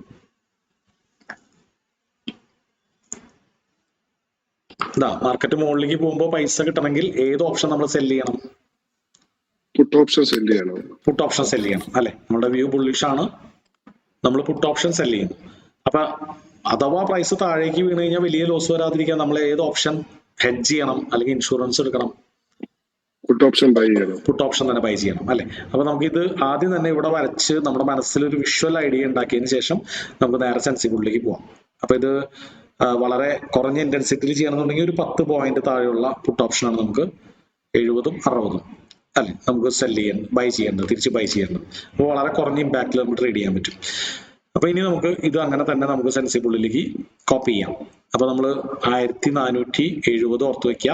ലാസർ ലാബ്സ് ഇവിടുന്ന് കോപ്പി ചെയ്യുക, ഇവിടെ പേസ്റ്റ് ചെയ്യുക. എന്നിട്ട് പുട്ട് എന്ന് പറയുന്നത് റൈറ്റ് സൈഡിലാണ്. അതിന്റെ അറ്റ് ദ മണി നമ്മൾ സെല് ചെയ്യുന്നു, ഔട്ട് ഓഫ് ദ മണി നമ്മൾ ബൈ ചെയ്യുന്നു. അപ്പൊ ക്യാപിറ്റൽ ഇവിടെ നോക്കുക, സെല്ല് ബൈ 30 ജൂൺ അല്ലെ. അപ്പോ നമുക്ക് മാക്സിമം വരാവുന്ന പ്രോഫിറ്റ് ലോസ് ഇവിടെ കാണാൻ പറ്റും. 3698 രൂപയാണ് നമ്മുടെ മാക്സിമം പ്രോഫിറ്റ് വരാനുള്ള സാധ്യത. മാക്സിമം ലോസ് 4800 രൂപ വരെ വന്നേക്കാം.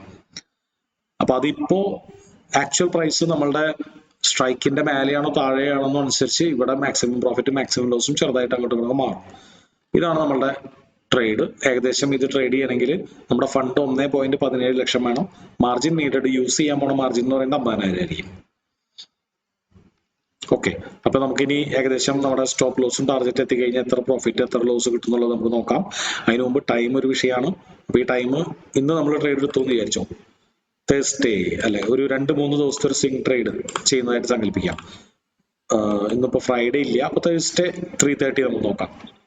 അടുത്ത ഇന്ന് വെൻസ്ഡേ, നാളെ 3:30. അപ്പോൾ പ്രൈസ് ഒരു 4% നമ്മൾ ടാർഗറ്റ് വെക്കാൻ ഉദ്ദേശിക്കുന്നത്, 2% നമ്മൾ സ്റ്റോപ്പ് ലോസ് വെക്കാൻ ഉദ്ദേശിക്കുന്നത്. നാളെ വൈകിട്ട് നമ്മുടെ സ്റ്റോപ്പ് ലോസ് അടിച്ചാൽ നമുക്ക് എത്ര ലോസ് വരും നോക്കാം. 2% സ്റ്റോപ്പ് ലോസ് അടിച്ചാൽ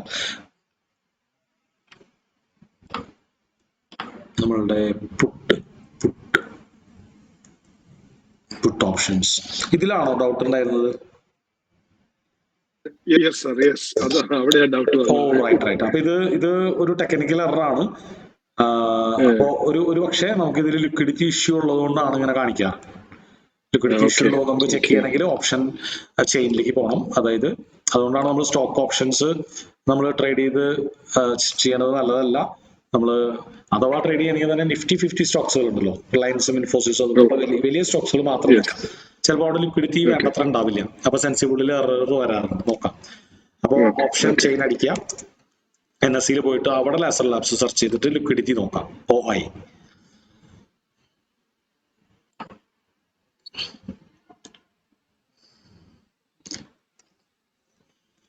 LAURU കൺഫ്യൂഷൻ ആണ്. LAURU ലാസർ ലാബ്സ്. ഇതില് ലിക്വിഡിറ്റി ഇഷ്യൂസ് ഉണ്ട് കേട്ടോ. അപ്പൊ ഈ ഒരു സ്റ്റോക്ക് നമുക്ക് ഓപ്ഷൻ ബൈങ്ങിന് ബെറ്റർ അല്ല. ലിക്വിഡിറ്റി വളരെ കുറവാണ് കേട്ടോ. ഇവിടെയൊക്കെ OTMs ഒക്കെ 3 ലിക്വിഡിറ്റി ഉള്ളത്. അപ്പോൾ നമ്മളെപ്പോഴും Nifty 50-ലുള്ള 50 സ്റ്റോക്കുകളില്ലേ, അപ്പൊ അത് ഇതാണ് അതിന്റെ ലിസ്റ്റ്. ഇപ്പോൾ ആ ഒരു സ്റ്റോക്കുകൾ മാത്രം നമ്മൾ ഓപ്ഷൻസിൽ ചെയ്യാൻ നോക്കുക, അതാണ് സേഫ്. ഇത്രയും സ്റ്റോക്സുകൾ. അപ്പൊ ഇതിന്റെ ലിസ്റ്റ് നമുക്ക് NSEയുടെ വെബ്സൈറ്റിൽ നിന്ന് കിട്ടും. അതായത് അഡാനി എന്റർപ്രൈസ് തുടങ്ങി വിപ്രോ വരെ. ഇതപ്പോ ഇതെല്ലാം നമ്മൾ പറഞ്ഞു കേട്ടിട്ടുള്ള വലിയ വലിയ കമ്പനികളായിരിക്കും. HDFC, Infosys, Kotak bank. അതിലൊക്കെ നമുക്ക് നോക്കുകയാണെങ്കിൽ ഫോർ എക്സാമ്പിൾ കൊട്ടാക് ബാങ്ക് അല്ലെങ്കിൽ നെസ്ല ഇന്ത്യ, ഇതിലൊക്കെ നോക്കുകയാണെങ്കിൽ നല്ല ലിക്വിഡിറ്റി ഉണ്ടായിരിക്കും. അപ്പോൾ പ്രത്യേകിച്ച് ഇൻട്രാഡേ അല്ലെങ്കിൽ ഒരു ദിവസത്തേക്കൊക്കെ ട്രേഡ് ചെയ്യുമ്പോൾ.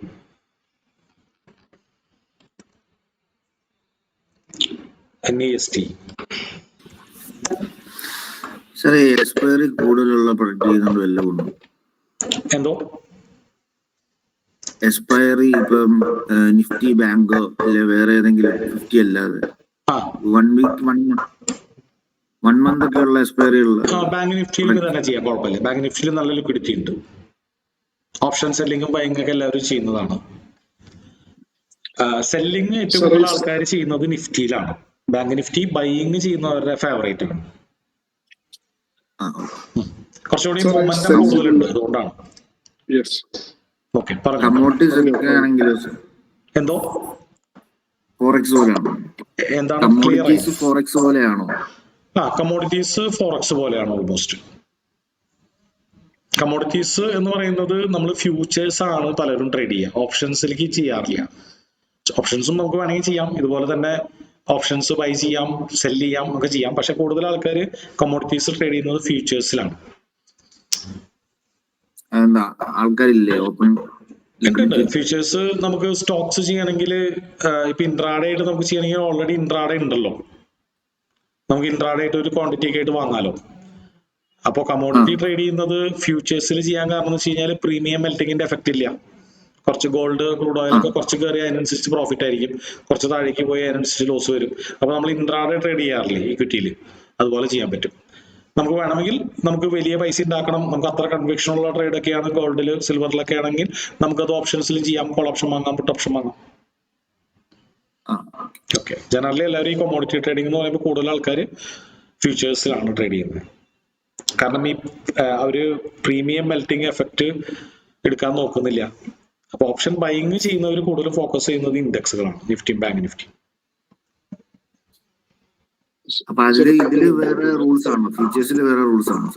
ഫീച്ചേഴ്സ് നമ്മൾ ഓൾറെഡി കണ്ടിരുന്നല്ലോ. ഇപ്പൊ നമുക്ക് വേണമെങ്കിൽ നിഫ്റ്റിയിലും ബാങ്ക് നിഫ്റ്റിയിലും ഫീച്ചേഴ്സ് ചെയ്യുന്നവരുണ്ട്, പക്ഷെ കൂടുതൽ ആൾക്കാർ ഓപ്ഷൻസ് ആണ് ബൈയിങ് ആണ് ചെയ്യുന്നത്, കാരണം ഫീച്ചേഴ്സ് കുറച്ച് കോസ്റ്റ്ലി ആണ്.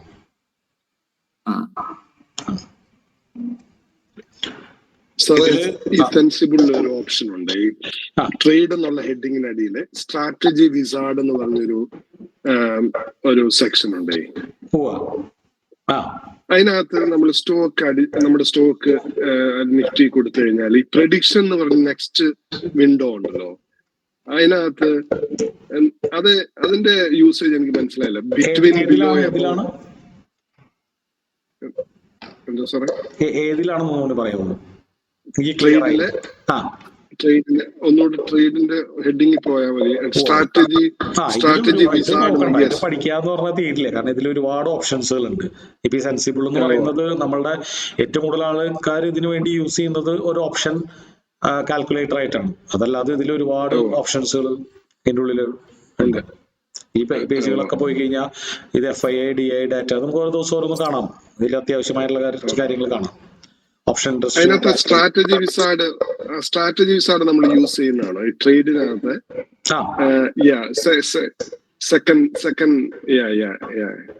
അതെ യൂസ് ചെയ്യുന്നതാണ്, വളരെ റയറായിട്ട് യൂസ് ചെയ്യാറുള്ളത്. അതിനകത്ത് ഈ പ്രഡിക്ഷൻ നമ്മൾ കൊടുക്കേണ്ട ഓപ്ഷൻ ആണോ അതിനകത്ത്? ഇതില് ഡീറ്റെയിൽ ആയിട്ടേ നമുക്ക് ഒരുപാട് ഓപ്ഷൻസ് ഉണ്ട്. അപ്പൊ നമുക്ക് ഇതില് ഇമ്പോർട്ടന്റ് ആയിട്ടുള്ള കുറച്ച് കാര്യങ്ങൾ നമ്മൾ പതുക്കെ ഓരോ ക്ലാസ്സുകളിൽ കാണും. ഇതൊന്നും നമ്മൾ സ്ട്രാറ്റജീസ് ആണെന്ന് നമ്മൾ കാണുന്നില്ല.